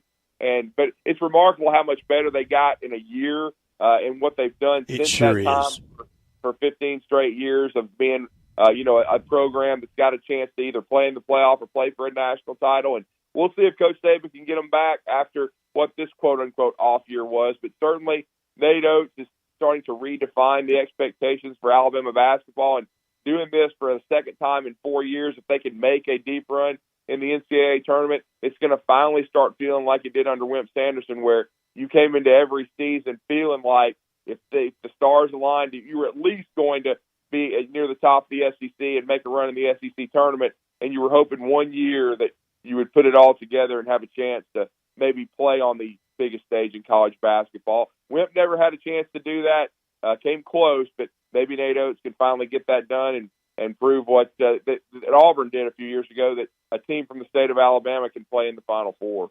Talking to Drew DeArmond from 97.7 ESPN in Huntsville, Alabama. And Drew, I do want to ask one more question about this Alabama basketball team, because I think when people talk about this team, a lot of people immediately start talking about Brandon Miller, which rightfully so. He's the best player on the team, one of the best players in the country. But how big of an impact has a guy like Noah Clowney made for this team this season? Well, I can just tell you, Brian, I've said this on more than one occasion, and I'm sure it raised some eyebrows. And Brandon Miller is the most talented player on the team, and is a transcendent talent, a talent unlike any I've ever seen at Alabama. But Noah Clowney is the best all-around player on the team. Wow. Basically, he can guard all 5 positions. He's quick enough to guard perimeter players. He can shoot the three. He reminds me some of Robert Horry. When he gets in rhythm, he can shoot it. But he has such great length. He has the length of a 7'4" player, and he can block shots. So they need him on the floor. He can do so many other things. Like, even if he only scores 6 to 8 points, he can still affect the game in so many other ways. Like, when they came back to beat Auburn, he had 10 points, but he had 13 rebounds. He had a few block shots. He also causes deflections, does a great job guarding on the perimeter. He did a good job of fouling out Jonai Broome with about 7 minutes to go because of his interior defense. So I think that Noah Clowney is a rare talent. And if Alabama goes on a deep run, unfortunately for the Alabama coaching staff and the fan base, it's likely the last time you'll see Noah Clowney, because he'll be a first-round pick. He's only 18 years old, guys, and he'll probably go in the top 20 in the draft and be a one-and-done.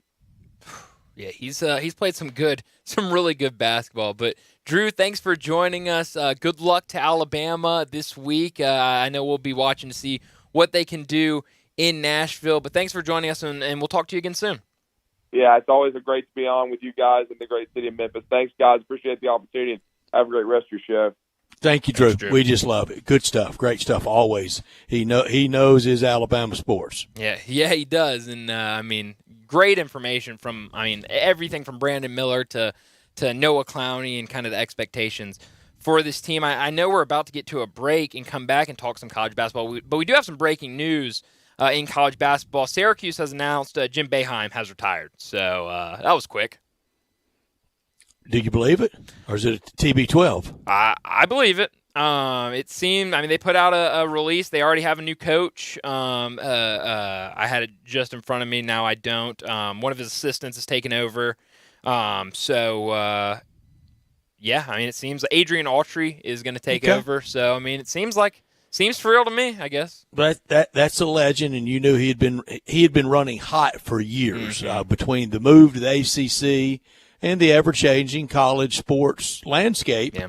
He was just all but in a rage over it, and he's done great work and got a national championship in 2003 with a man named Carmelo. He sure did. That he didn't no payment to Carmelo. All the other teams in the ACC are buying teams, but that's not. Right. That's not just Syracuse. Everybody else doing it. But you think how Syracuse basketball, how it has changed from the height. Arguably, no school benefited more from the ESPN proliferation, explosion of college basketball, 80, 81, 82.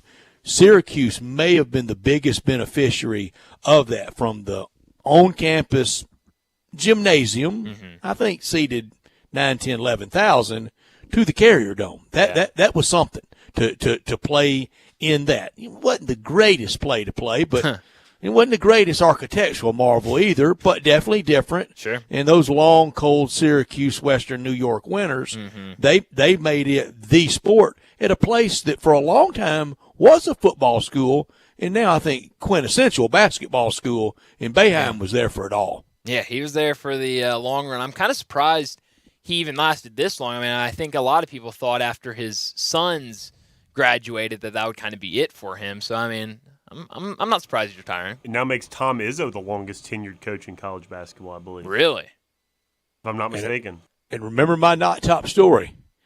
We'll be shocked by nothing. Nothing. If in 2 weeks that's it for me with Tom Izzo, I'm not going to be stunned. No, I wouldn't either. I think especially these coaches that have been around the game for a long time, this seems like the right time to kind of make that move. So you're right. Nothing would surprise me at all. Did y'all see Coach Josh Pastner's pregame interview on the ACC network or on ESPN today? I did not. How'd it go? I would imagine, Brett, it was positive. Yes. O.J. Morgan. It was Josh. We know. I mean, he was thinking the people back in the studio, and he was going to stay positive. And it was Josh as we know it, and I love it. Just trying to talk it into existence to get one more win. And now we'll see his job status. Also, when I was going over that litany of ACC coaches, I go back to yesterday in Kenny Payne, and just some big time U of L boosters going, we're signing back up with a guy that went 4-28. Yeah. Who are we? Yeah. Well, I mean, we had that conversation yesterday, and going into the conversation, I was locked in on he at least deserves another year. And then after we talked about it, I was kind of swayed a little bit that maybe after a handful of games throughout the season, if it's not going right, maybe it is time to pull the plug. And Mike Bray out a lot of changes, and Steve Forbes' name mentioned. Sometimes I don't know quite why, but mentioned for a lot of jobs. Yeah, it's gonna be a fun off season with all the moves, like you said. I mean, it's gonna be a carousel of guys replacing guys, and then new faces in new places. So it's gonna be fun to see. But let's get to a break. When we come back, we'll talk some more college basketball, get into a big discussion about kind of what the NCAA tournament means to different teams in terms of how far they go. But let's get to a break. That's next on Sports Time. Start your day with Sports 56 Mornings with Greg Gaston and Eli Savoy. Weekday mornings from 7 to 10, right here on Sports 56 and 98.5 FM. I know you're thinking about pools and patios right now. Don't deny it. They're on your mind. So it's a good thing that Family Leisure is having their preseason patio and pool sale.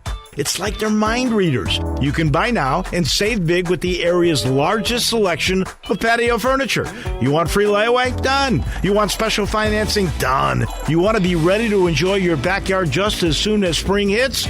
Family Leisure has you covered. Patio and pool season's not that far away. So now's the time to take advantage of this fantastic early bird pricing special. Now here comes the really special part. If you mention this commercial, you get half off delivery and installation. I'll let that sink in for a second. You heard me right, my friends. You mentioned this very commercial, and Family Leisure will give you half off delivery and installation. The preseason patio and pool sale is happening now at Family Leisure, Witten Road at I-40, where family and fun come together. Let's up your life with Let's. Lads, celebrating 60 years serving the Mid-South and delivering complete customer satisfaction. Lads has what you need to up your life. Great deals now on new Club Car Onward golf cars and used golf cars of all price ranges. Come by Lads Showroom, Witten and I-40, or visit them online at lads.net. Let's up your life with Let's. Let's up your life. Spring is around the corner. That means the sounds of air conditioners cranking up will be in the air soon. Hi, this is Lauren Choate with Choate's Air Conditioning, Heating, and Plumbing. This month only, receive $1,000 off the purchase of a new Carrier AC unit. No gimmicks, just $1,000 off for the Choate's Early Bird Carrier AC special. If your AC is in good shape, call us to get your $60 20-point AC tune-up to get your AC cleaned and ready for the warm seasons ahead. Choate's is here for all your cooling, heating, plumbing, air duct cleaning, and commercial needs. Call us today at 347-8086 to take advantage of these early bird specials. Or to schedule online, visit ChoatesHVAC.com. So turn to the experts with Choates. And remember, let our family serve your family. Homer Skelton Hyundai Genesis in Olive Branch has an offer you can't refuse. They will pay you to do business with them if you want luxury. And I'm talking the Genesis G70 car.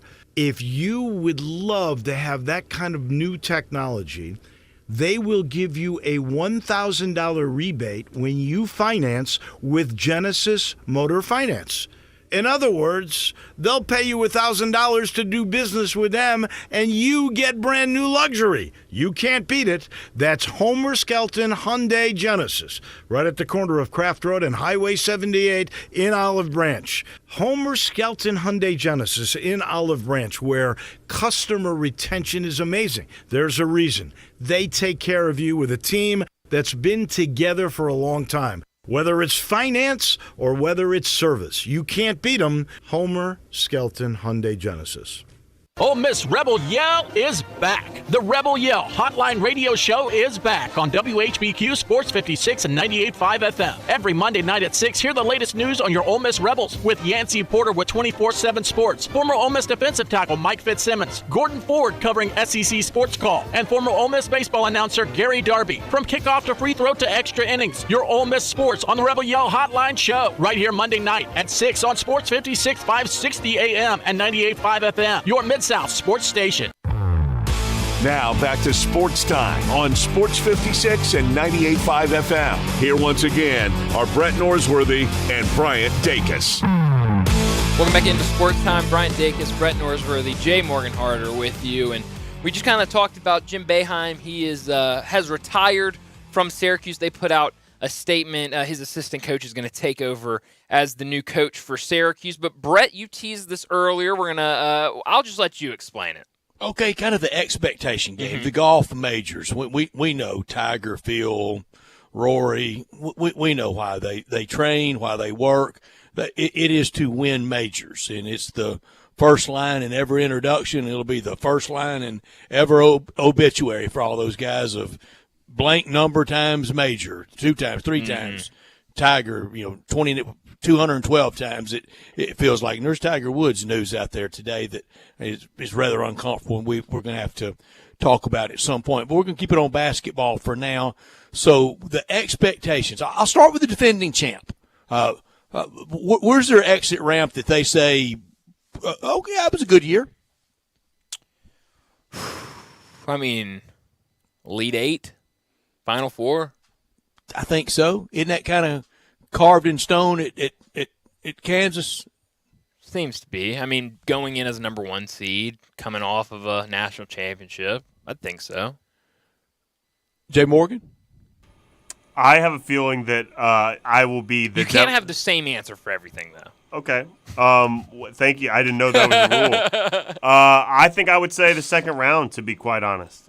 Wow. So Sweet 16? No, the second round. Oh, second round. I thought you said second weekend. Interesting. Okay. Very, very interesting. Alabama, we just talked about them.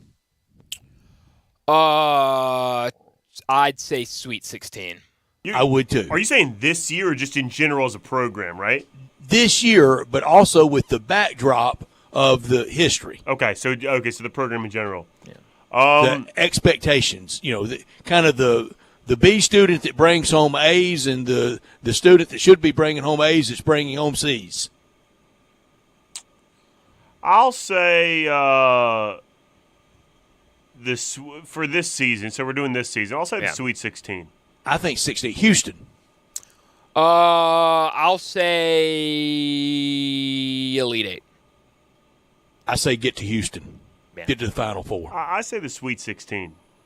Wow.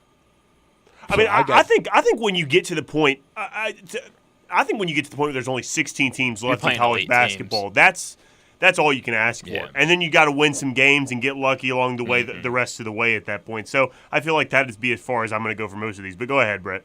Purdue.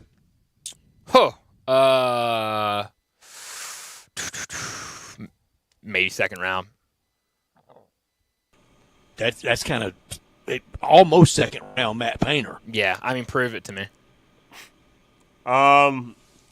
16. I agree, 16 for them. But if we're looking at this season, I think their expectations as a team going into the year would have been Sweet 16. So I'll say Sweet 16 as well. So we're kind of the universal mindset of 16's really okay. UCLA. Making it. I'd say Final Four.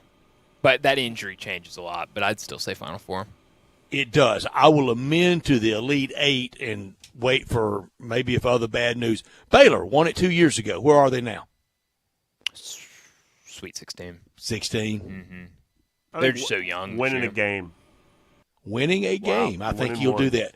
And if you don't think of all the errors made on the Memphis sports scene, could have dodged this last 14 years just with hiring Scott Drew right behind John Calipari, and it was there to be done. It was all but done. Never mind what he's built. Look at the Scott Drew coaching tree, Jay Morgan. A ton of good coaches come out of there, and you have to imagine, I mean, he would still be the coach at University of Memphis today unless he wanted to go to another job, which could have been the case too. I don't know if Baylor's a better step up, but he might have had a different stepping stone for Memphis, but you would have had your pick of the litter of coaches that would then have Memphis ties as well. You're right about that. Another team that always seems to have early round difficulty, Arizona. Elite Eight. Winning a game. I'm kind of with Jay Morgan here, Brian. A game, maybe 16. Yeah. Texas with interim coach that's coach of the year. Win a game. That's where I'm at with Texas. Winning a game. Yeah. It seems like you're doing, Bryant, not that I've already been playing the game wrong according to your rules at the beginning, but it seems like you're naming a lot of teams to make the Elite Eight. When we're talking about expectations for these teams, 8 are going to make it. We hadn't done but about 10 teams. How many of you had 8 for? I'm scratch. I mean, All right, Tennessee. Go first, Jay. I don't want to go first. I think win a game. I'm always going to undersell it. Like, I particularly think that making the tournament is an accomplishment that a lot of these teams set out for. And y'all know how noisy it's going to be if he wins a game and is out again in a second-round game for Rick Barnes. There's a big excuse you can make for them, though. There is, but there always seems to be one, though, doesn't it? Yeah. Sometimes they just play good teams. That's the thing. I don't guarantee anything in an NCAA tournament. Not that anybody does. But, you do. You just said four teams are going to the Elite Eight. But we're talking about expectations here. And so when you say – But 8 will go. But your expectations aren't – or our expectations as a whole, not to point you out, but our expectations are not necessarily mirrored by what's going on in the program. Okay, maybe I'm playing the game wrong. All right, here's one. I'm thinking of their expectations coming into the season. Historically – teams, sorry, Brett. You think teams going into the NCAA tournament though have expectations? No, not the teams, but around the fan team. base. Yes. When you look at a team at the beginning of the season and you listen to what everybody is saying about them, fans, media, a lot of these teams that we've named have had Elite Eight, Sweet 16 level of praise. Jay Morgan, don't we live that here? That fans, media is that bar is so much higher than maybe team expectations. That's exactly what I was about to say is what do you think? So last year, Brett, I know you always say, well, I said that, but you were not the only one that said it. I heard it almost universally across the board here is the Tigers were going to go to the Final Four last season. That was the expectation. What do you think the expectations? But it's not just you, Brett. That was universal. Truly, it was universal. What do you think? It was universally dumb. Yeah, well, that might be true too. Do you think that? What do you think the University of Memphis' expectations were within the program? If we're being totally honest, not what they said after the fact. If you were within the program, what do you think their expectations were? Going into the season? Going into the season. I thought they were pretty pleased last year, and they take about the same this year. Make the tournament. I agree. Yeah, I agree. Anything after that, you can really spike the ball. Yeah, I agree. I mean, Tigers go to the Sweet 16. I say free pass in that Thursday or Friday night game. And then if they were to win that and get to the Elite Eight, then, I would be disappointed. Sure wouldn't want it, but I've seen it happen before. Saw it happen to Penny Hardaway in 1992 when just utterly blasted by Nick Van Exel in Cincinnati. If they got blasted in that round, what of it? Yeah. Elite Eight. Exactly. Stick it. Sure. That's why I'm so adverse to going further than that, because you get to this point in the season when it comes to 64 teams left in the NCAA tournament, even if you want to say fairly so, there's some teams that, okay, they have no shot. So let's say the second round of the NCAA tournament, that's a lot, maybe unfairly so, it's a lot of pressure to put on these teams and these kids to win and to guarantee themselves any more games than just maybe one. Here's two great ones where the dichotomy, the vast separation between media fans and sometimes aren't we the same thing, between media and fans and inside the inner sanctum, probably largely different, Kentucky and Duke. Kentucky win a game. Duke probably win a game. See, now you switch and play my game. No, but I'm serious about those two. I mean, But the fan base doesn't agree. You know what both groups' message boards after winning a game, what they light up with? Fire everybody. Everyone that's ever been involved in the program, everybody that's ever seen a practice, the fire bus driver would be fired. Yeah, get rid of the bus driver. But hey, don't forget, this is the same Kentucky team that lost to St. Peter's last year. So, I mean, anything's a step in the right direction from last year. Arkansas. Back-to-back Elite Eights, now this. Yeah, that sets the expectations to an extremely unfair level. It's incredibly impressive to make back-to-back Elite Eights. It sure is. And I think, we talk to Ty Richardson every week, and he's even said that the expectations have changed since the start of the season to what they are now. Well, with injury. Exactly. Mm-hmm. And that should – I say Arkansas, get in and win a game. Yeah. Pretty good little scrappy year. It kind of – was disappointing because it started so well in Maui, and then the whole willy-wonny with Nick Smith and the injuries. But you play the hand that's dealt you. Yeah, I say you go win a game. I say win a game as well. Seems like my answer for a lot of these. It is. Teams like Mizzou, Iowa, Illinois, Maryland, it's just get in, isn't it? Yeah, I would almost be willing to say, I'm trying to play the game well, too. I would almost say just get in for a lot of these teams is extremely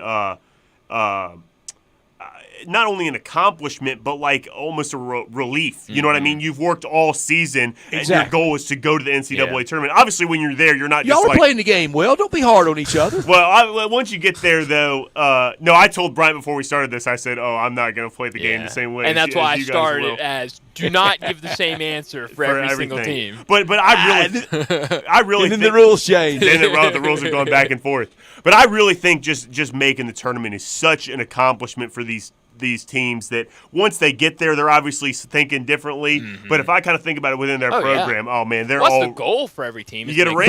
But isn't it a little bit of a bad look, a little bit unflattering for that SEC team with all that budget and all that means more. And then, we got to the tournament. That's a good year by any definition, isn't it? That's actually kind of why I settled on win a game because they're, especially for these Power 5 schools you're naming that did not win their league, that, at a certain point you kind of get in, not because you're not a good team and not because you didn't have a good year, but just by nature of being at the top half of your league in a Power 5 league. So that's why I kind of moved it to just win one game. That's a big accomplishment too. But I guarantee you if like a team like Vanderbilt gets into the tournament, which is obviously a stretch. Should have a parade. I mean, they really should feel that's a true accomplishment, especially the way they started the season. Should Mississippi State kind of have that same mindset? And I'm not picking on anybody. I think so. I'd ask the same about Ole Miss. Yeah, I do, because it wasn't the same time frame as Vanderbilt's struggles, but they did have a stretch of the season that really was not going their way, and I think they've turned it around and started to play really good defense. I think they also would be extremely grateful to make the NCAA tournament, but it's also like to your point, Brett, very fairly. It's a whole different conversation when you're talking about a Power 5 league. Well, I'm gonna swing back to my football comparison. Okay, we didn't cut Florida this break losing that bowl game to Oregon State like this. No, it's true, but big favorites too, weren't they? Yeah. Mm-hmm. Well, those bowls are so different. Look. Me leading some of the criticism. Ole Miss didn't get this pass with the Texas Bowl loss. Not at all. No.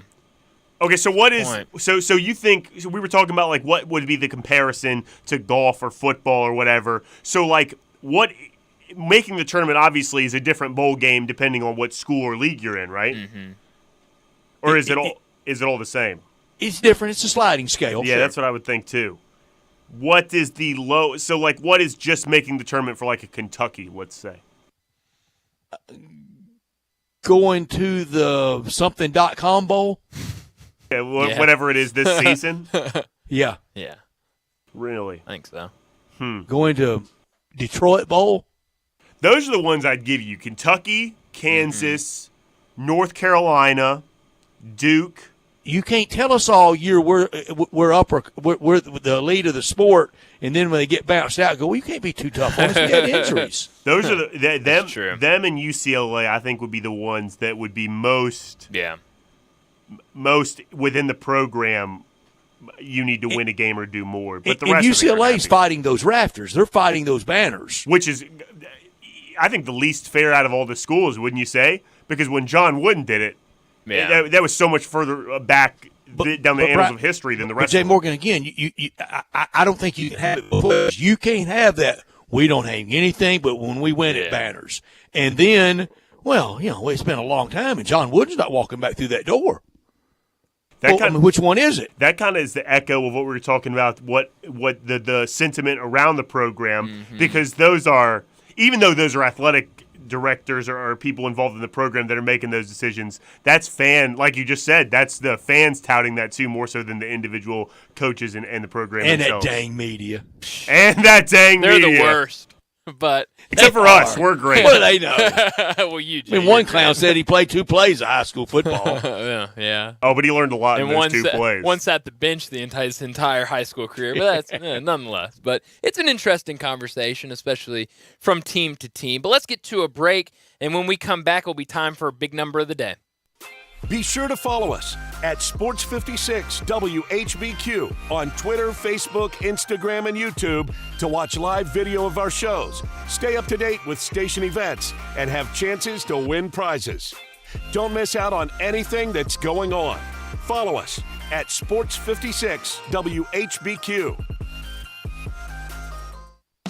Brian Elder's Roofing Solutions. Brian Elder Roofing, 867-0303. You've known the name for 30 years. You might even remember him from nearly 20 years on Kix 106 as half of the Young and Elder Show. Now, 13 years later, Brian Elder is the largest purchaser of Owens Corning shingles in Memphis. Call him right now, 867-0303. Certified and trained by Owens Corning to earn a reputation for quality and expertise matched by no one. Don't let them tell you it has to be replaced when all it needs is a repair. Call right now, 867-0303. He'll climb every inch of your roof. He'll go into your attic and run a moisture and ventilation test using state-of-the-art equipment to make certain you're protected from mold and other contaminants. You may be causing respiratory problems for your family and not even know it. We're waiting for your call, 867-0303 or BrianElderRoofing.com. Call 867-0303. Brian Elder's Roofing Solutions.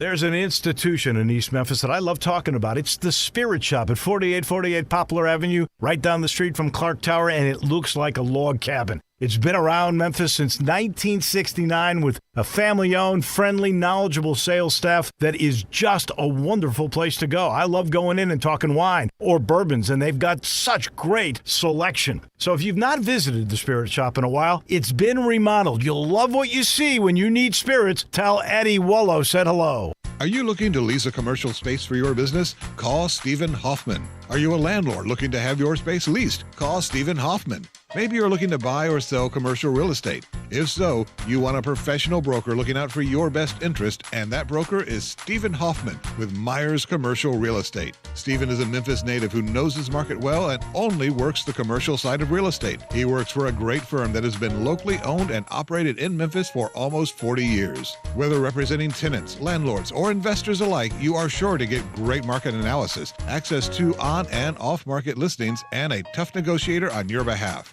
Call 901-761-5595 and ask for Stephen Hoffman. You can also find him on the web at MyersCRE.com. That's MYERSCRE.com.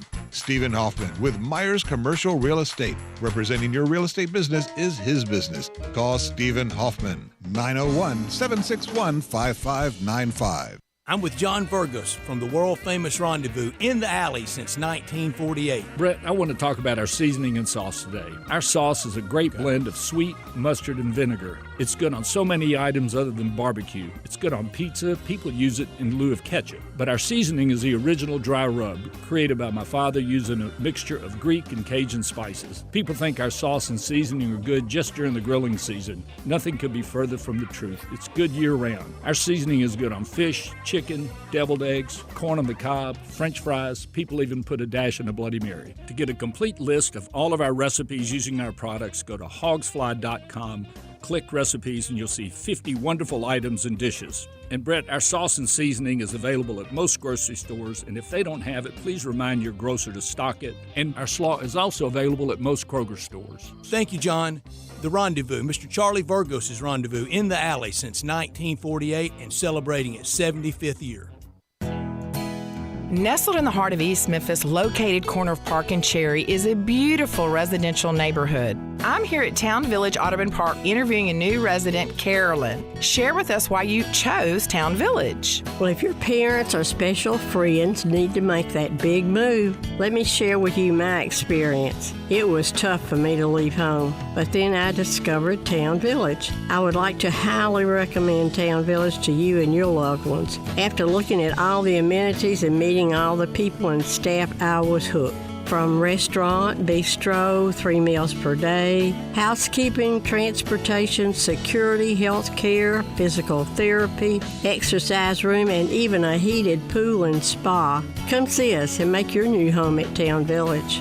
Visit us and call Daniel at Town Village Audubon Park at 901-374-7342. There's no place like home, Town Village. Now back to Sports Time on Sports 56 and 98.5 FM. Here once again are Brett Norsworthy and Bryant Dacus. Welcome back into Sports Time as we've got about 10 minutes left in the second hour on this Wednesday edition, and it's time for Big Number of the Day.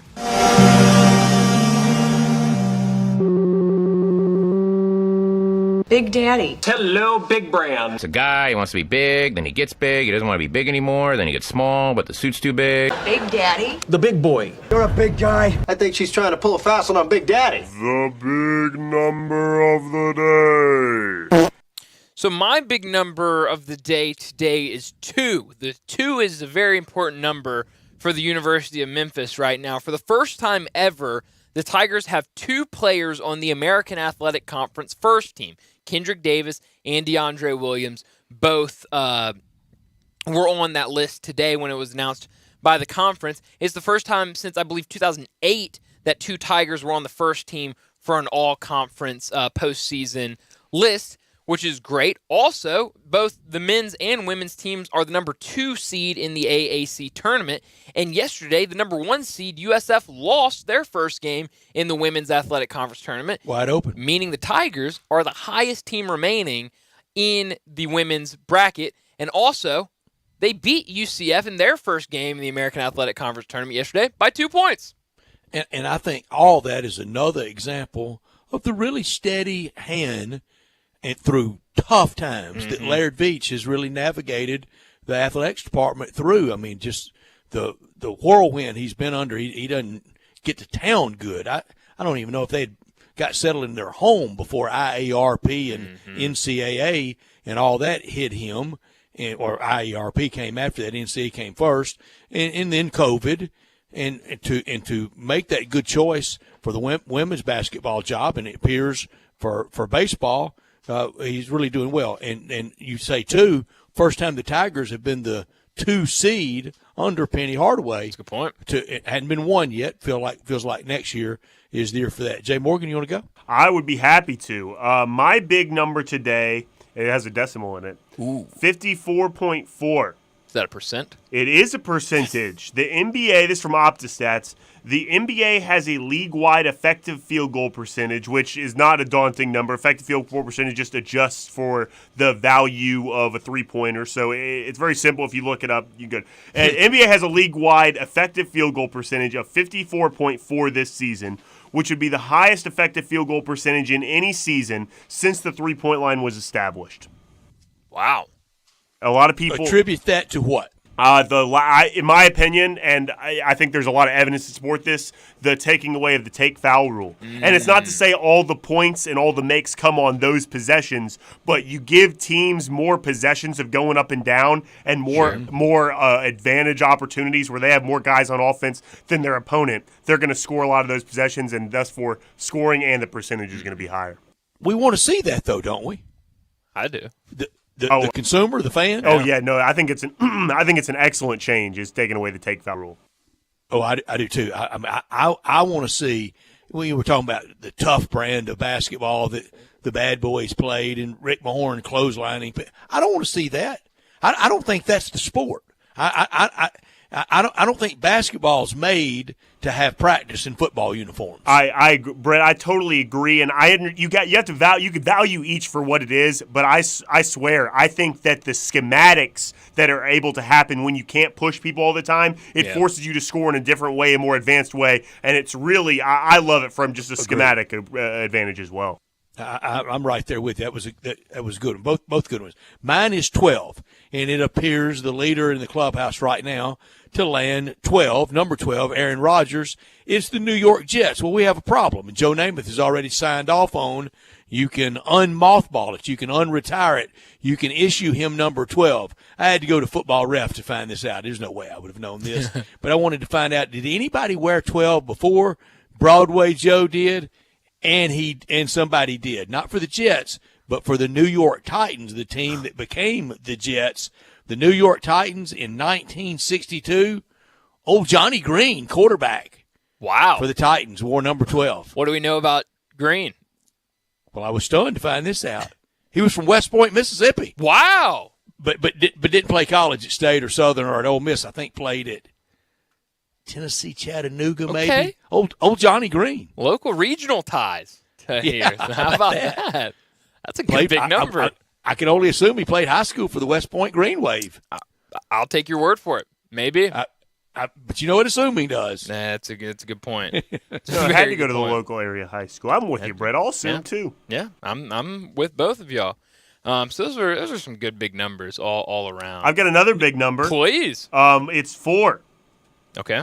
According to ESPN, John Morant will Jay. remain away from the team for at least the next 4 games. At least the next 4 games is how it's worded. So that's home against Golden State, home against Dallas, and at Miami.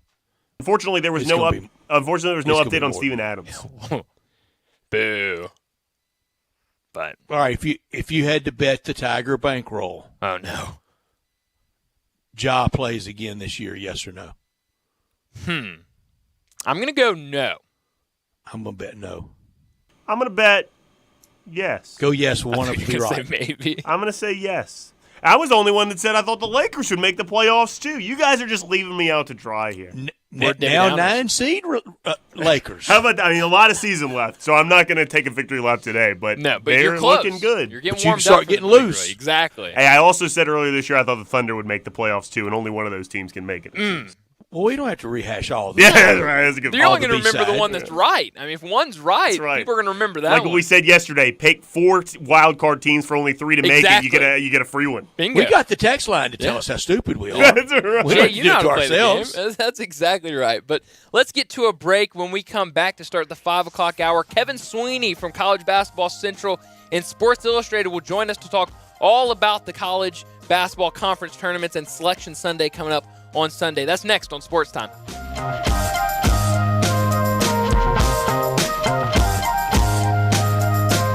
I'm with John Burgos from the world-famous Rendezvous in the Alley since 1948. Brett, we have catered parties all over this country and all over the world, from Singapore, Australia to Central Park in New York, but many people don't realize how much we do locally. For holiday events, office parties, tailgating, birthday parties, you can't do better than the Rendezvous. For example, you can get a cheese and sausage tray for 15 to 300 people for $3.75 a person. You can even build your own nacho bar for $10.50 per person. All you need is a minimum of 15 people. In many cases, we can arrange delivery and full-service catering. We've even made it easy to get to-go items. You can just park at our front door in the alley, put on your flashes, and we'll get you going ASAP. For all your catering items and prices, go to hogsfly.com, click on menu, and drop down to catering. Thank you, John. The Rendezvous, Mr. Charlie Virgos' Rendezvous, in the Alley since 1948 and celebrating its 75th year.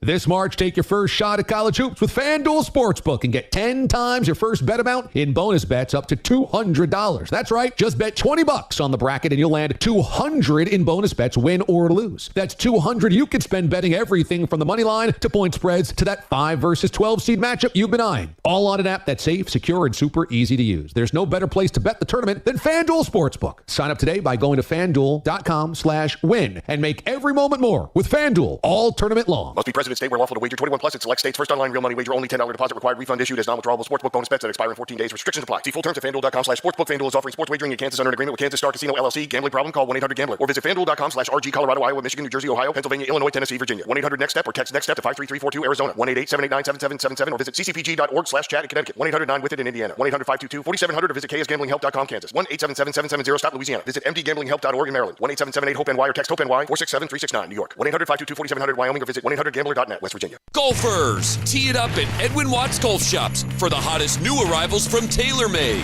featuring the Stealth 2 woods and irons. The new Stealth 2 woods combine speed and forgiveness to unlock forgiveness, and the new Stealth HD irons deliver high launch with draw bias to give you the confidence to expect better shots more often. Swing into Edwin Watts Golf Shops and get custom fit today. Edwin Watts Golf Shops, unmatched expertise, unmatched service. Did you know nearly 40% of men under 40 and over 75% of men over the age of 40 experience sexual performance concerns? At the Memphis Men's Clinic, their experienced physician performs a comprehensive evaluation that determines which specific issues may interfere with your sexual performance. These issues can vary and range from anxiety to medical issues, low testosterone, or erectile dysfunction. The Memphis Men's Clinic has evaluated hundreds of men of all ages over the years and reestablished a normal sexual life. The Memphis Men's Clinic will work aggressively to resolve issues and allow you to restore your sexual health and overall well-being. That's the Memphis way. If you're 20 years old or 90 years old, come and get cared for the Memphis way. Treatment that's based on your specific needs after a professional clinical evaluation by their experienced board-certified physician. Call the Memphis Men's Clinic today at 901-443-0475 or visit memphismensclinic.com.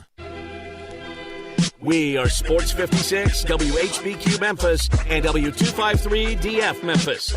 Flynn Broadcasting Stations. Oh, yeah.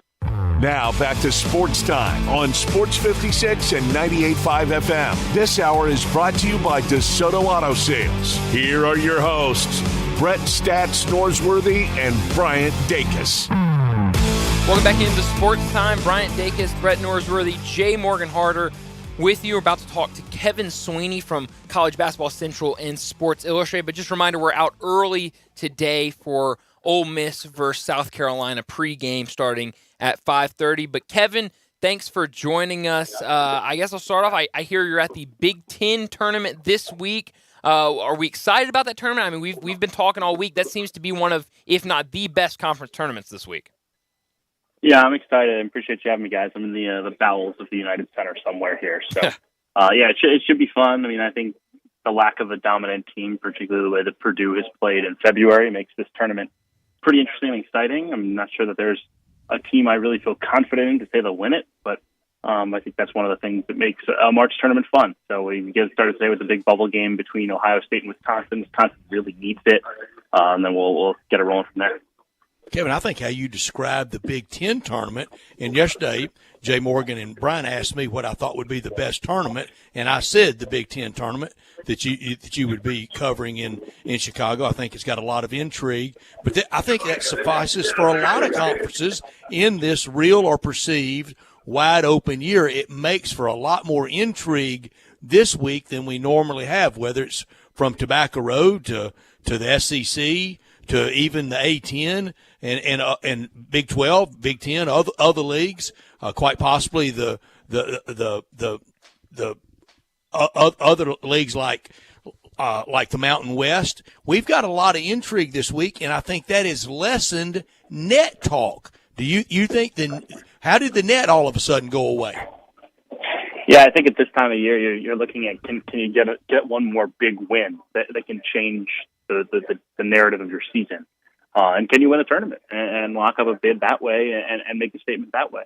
And there is a ton of parity throughout the sport. I think at this point you're starting to narrow down who's really on the bubble, but I think at the end of the day, I think what's exciting is that there's not one league, other than honestly maybe the American, where you say Houston is a overwhelming favorite, but even then Memphis has played them incredibly close twice.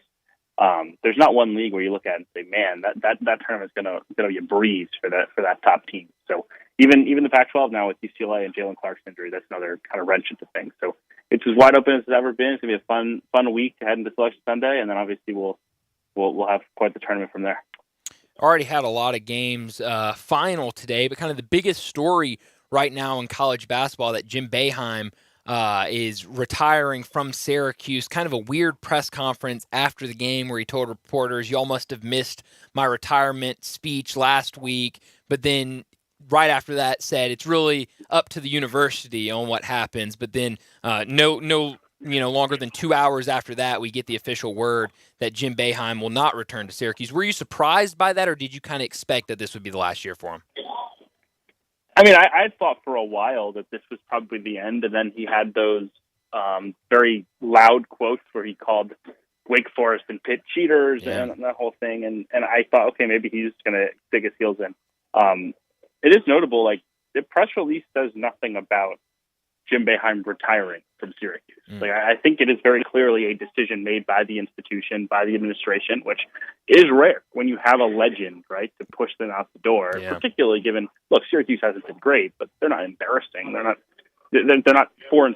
They're not Louisville, right? Like, this is to make an administrative decision. The caliber of this is a little bit surprising to me that they would move so aggressively to move him out, and then to do that just to hire internally and stay within the family. Maybe that was a little surprising. Do you think they hire him in some emeritus role, ambassador role? It almost felt like he was negotiating publicly for that today. Yeah, it doesn't exactly bode well for the relationship inside the department that things are playing out in this way, but I think it's probably more on him than anything else, right? If Jim wants to be around, I'm sure he can swallow his pride and be around. If he doesn't want to be around, no one's going to force him to. And he's quite honestly, he's an old man who probably could enjoy life a lot more than spending his winters in Syracuse, New York. Tonight, we're carrying the game Ole Miss versus South Carolina. But the big news today that it seems like a deal is getting really close between Chris Beard and Ole Miss, and that it could be a couple days until they announce him as the next head coach at Ole Miss. What do you make of that, him maybe taking over at Ole Miss, and what that can mean for the Rebels going into next season? I mean, it's a worthwhile gamble because you're getting one of the 10 best college basketball coaches in the country, in my opinion, at a place that might not be one of the 10 best jobs in the SEC, let alone the country. So you're going to have to take the good with the bad. And yes, there is this looming, history here after this domestic violence charge from December, but I think at the end of the day, when you're Ole Miss, the risk, the reward outweighs the risk here quite a bit. I think the upside of bringing this program to prominence, of energizing a fan base, and doing what Auburn was able to do with Bruce Pearl, what Alabama has been able to do with Nate Oates, I think that was just too attractive to turn down. And so obviously it's not quite finalized yet. The I's need to be dotted, T's crossed, but to me, this was the obvious direction for Ole Miss to go once it was clear that Kermit Davis would not return, and once it was clear that Chris Beard would not be criminally liable for what happened back in December. Kevin, let's fast forward 52 weeks from right now. We're talking with you, and Ole Miss is in every bracketology has Ole Miss firmly in the field. They're rocking along at 21-10, projected to maybe be a 8, 9, 10 seed. But also, Chris Beard's name is involved with a bunch of jobs, a bunch of big jobs, and we know his nomadic nature. Would it be worth it for 1 year? And off the court, he's been an Eagle Scout. Will it be worth it? I think so, yeah, because I think it sets you on the right path, and then from there you can hire a more attractive candidate. So, I mean, obviously, look, I think it's possible that he would be a one and done. I also think it's possible that given the history that maybe the biggest programs will shy away. Why do the biggest programs need Chris Beard if they can hire a really high caliber name? Ole Miss can't, right? Ole Miss could be swinging at Dusty May, the head coach of Florida Atlantic, but how is that any different from hiring Kermit Davis, from hiring Andy Kennedy, from hiring guys like the guys that they have consistently hired in the past? If you want to swing for something different, it's Chris Beard, and that's the opportunity they get, whether it's for 1 year, 5 years, 10 years, whatever.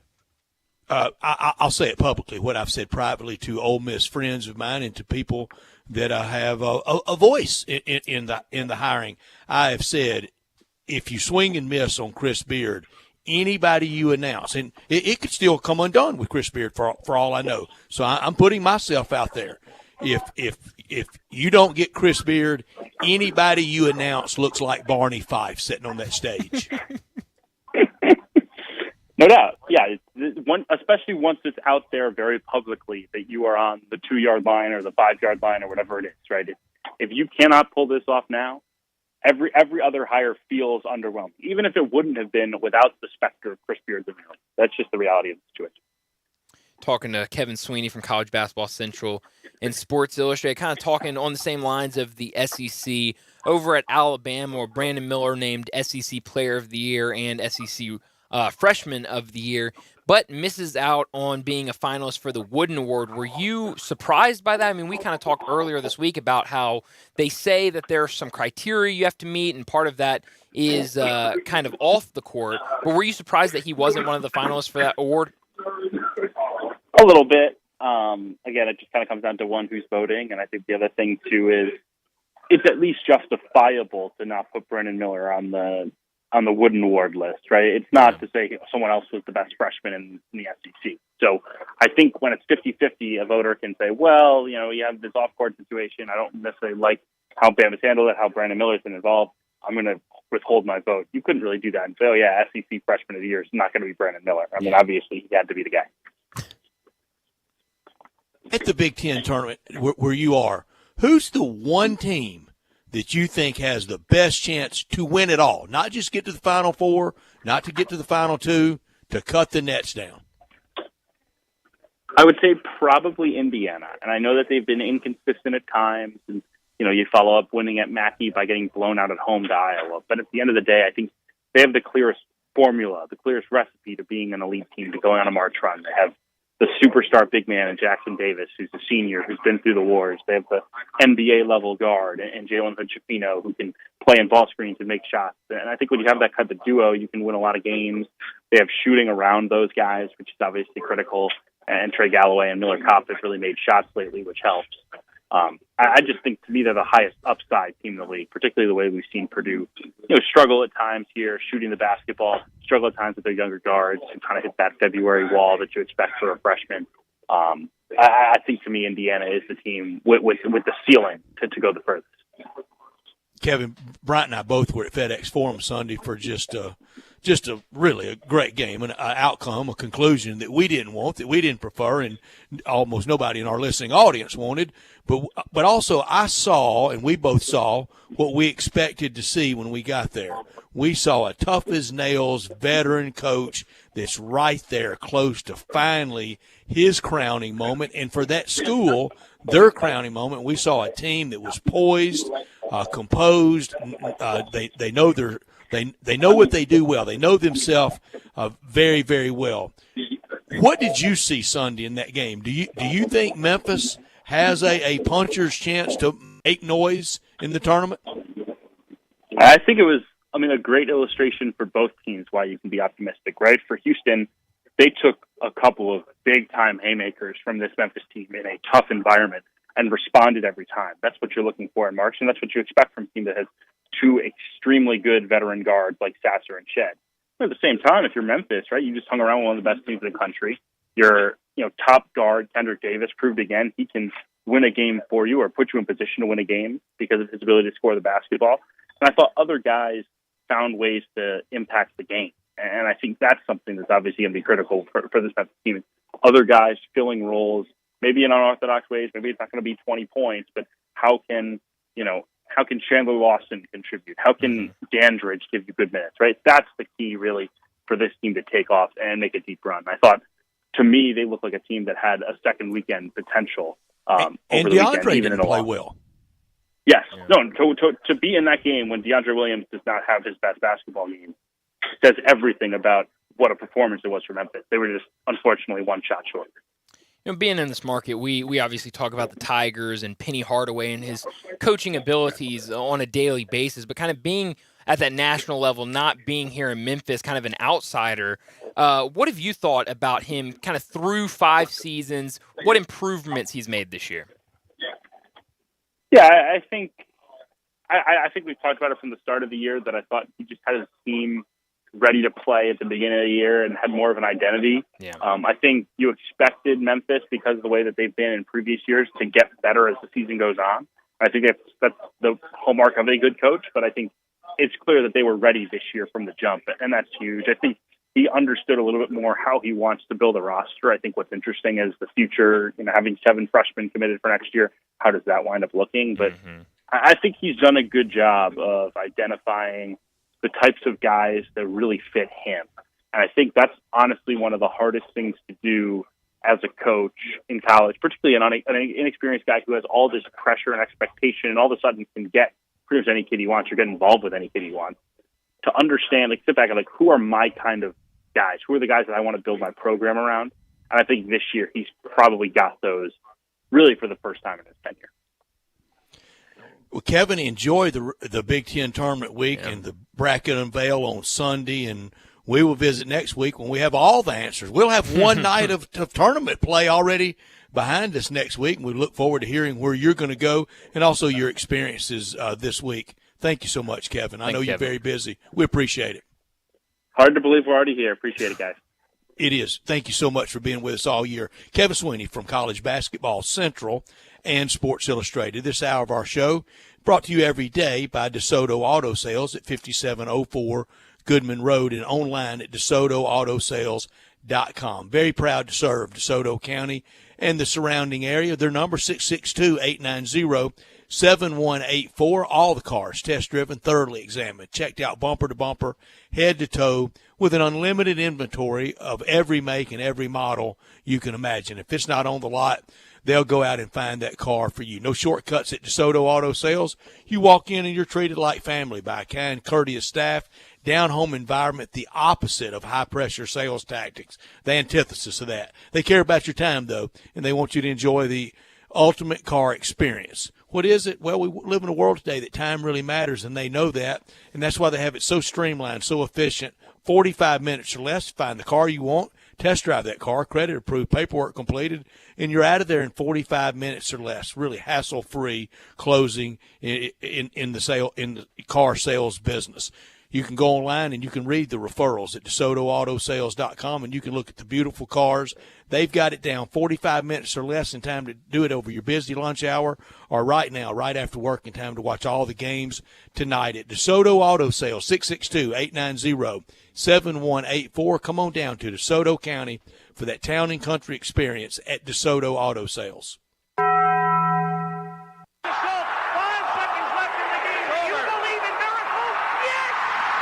Crazy, folks!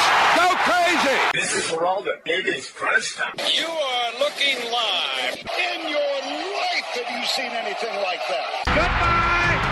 Hello, Haskins. It's obviously crunch time. Hammer, nail, coffin, this baby is over.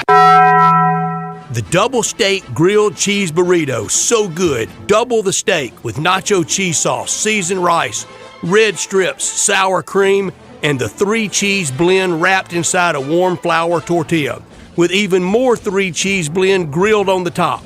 The double steak grilled cheese burrito, it hits the spot now at Taco Bell. And at Taco Bell, when they say they are feeding people's lives with unexpected good, they mean it.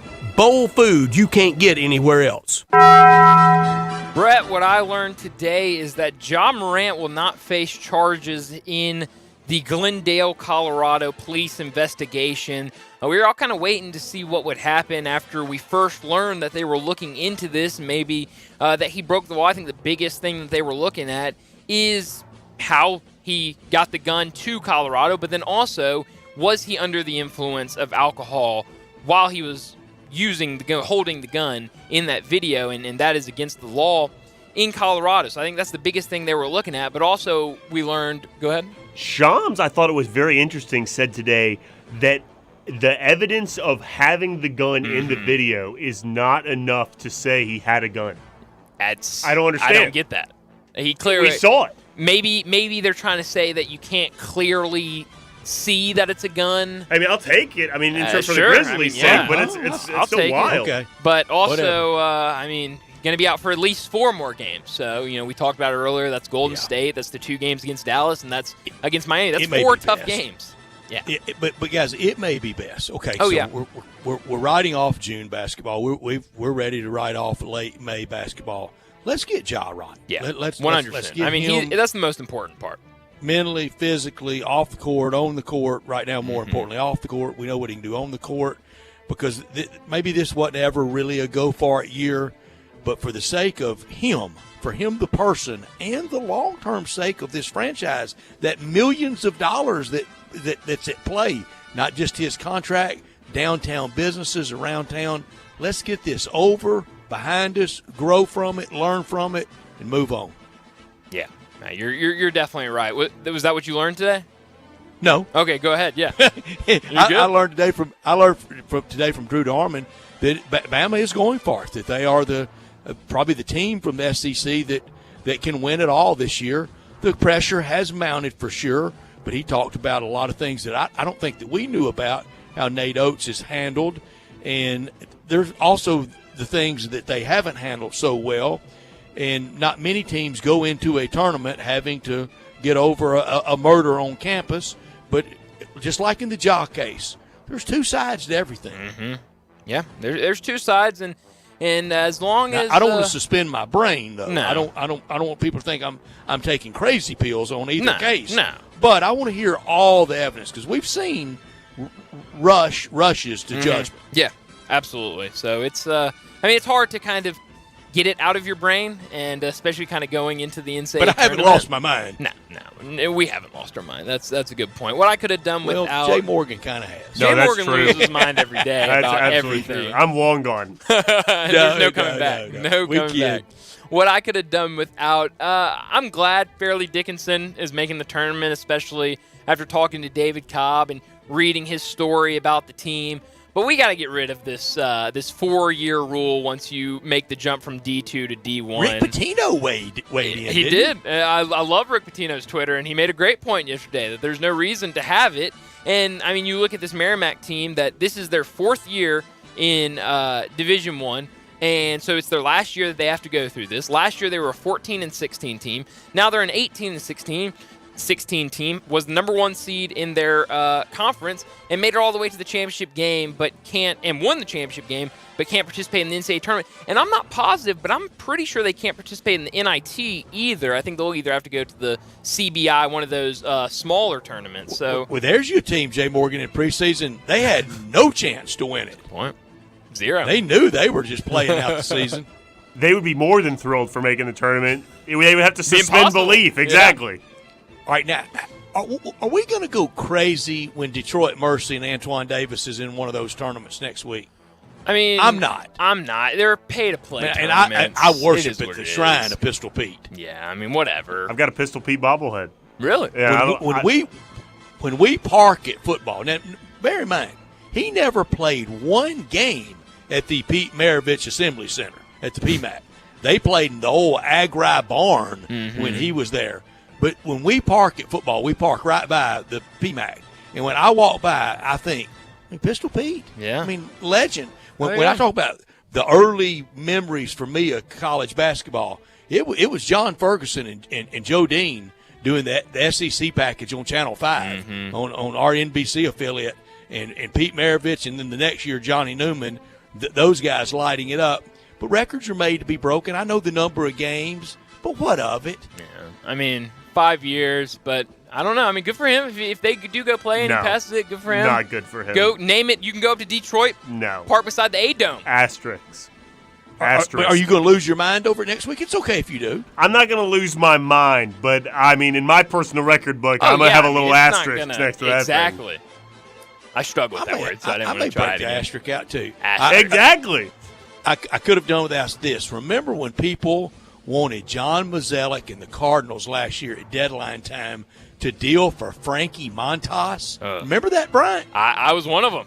Love Frankie Montas. Who aren't we glad now they didn't? Because you would have to unloaded a bunch to get him. He wasn't healthy then. They were more or less telling us he's not healthy. Now I'm kind of glad the Yankees got hosed a little bit on this. He may never be effective another day for the Yankees, and I'm glad the Cardinals dodged that disaster at the deadline.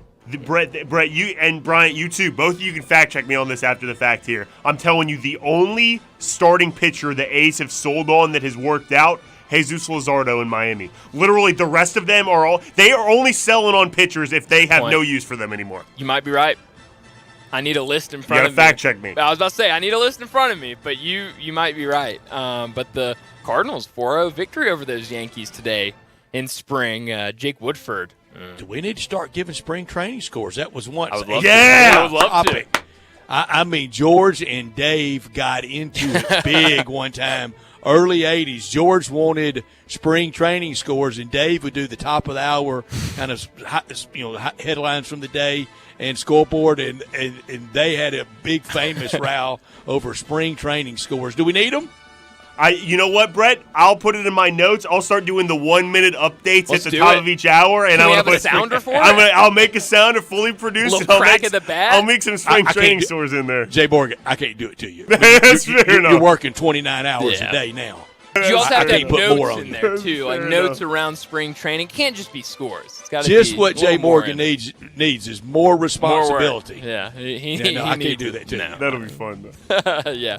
But what we're keeping an eye on, all college basketball tournaments tonight. It's going to be a fun night of basketball, a little bit of everything. As you kind of look around. New Mexico plays tonight, Jay Morgan. Are we going to bet on them? You love New Mexico. I love New Mexico. They're I like Mountain West. 8.5-point favorite. We taking them? Sure. Let's to be go. in Vegas right now. Oh, can you imagine? Between the buffets and the basketball, I would hurt myself. Brett, you go pull a slot machine down, pull the lever on a Low slot, stakes. go back watch another basketball game. Low stakes, keep it friendly. Low stakes. Penny slots, of course. That's what we're playing. Guns Up also in action tonight. A little more unfriendly than penny stakes. Oh, the nickel slots then. Dime Well, slots. maybe even a little more. Oh, maybe okay. a quarter slot.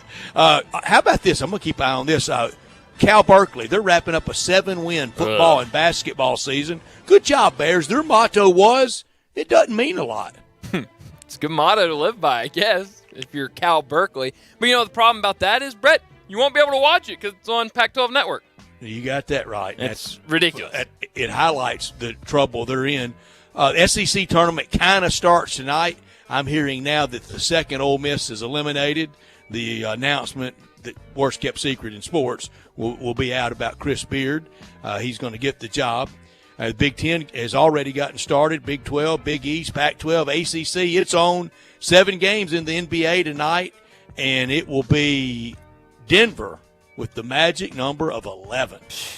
They'll get that in 2 weeks, like you said earlier. But it's going to be interesting to see how Ole Miss plays tonight with kind of all of these rumors in the background. Do they come out with a lot of fire? Do they come out and just pack it up? But it's going to be fun to see. And stick right here because we're going to have complete coverage of that game right here on Sports 56 98.5 FM. But that will do it for us today. Enjoy the night. We'll talk to you again tomorrow afternoon.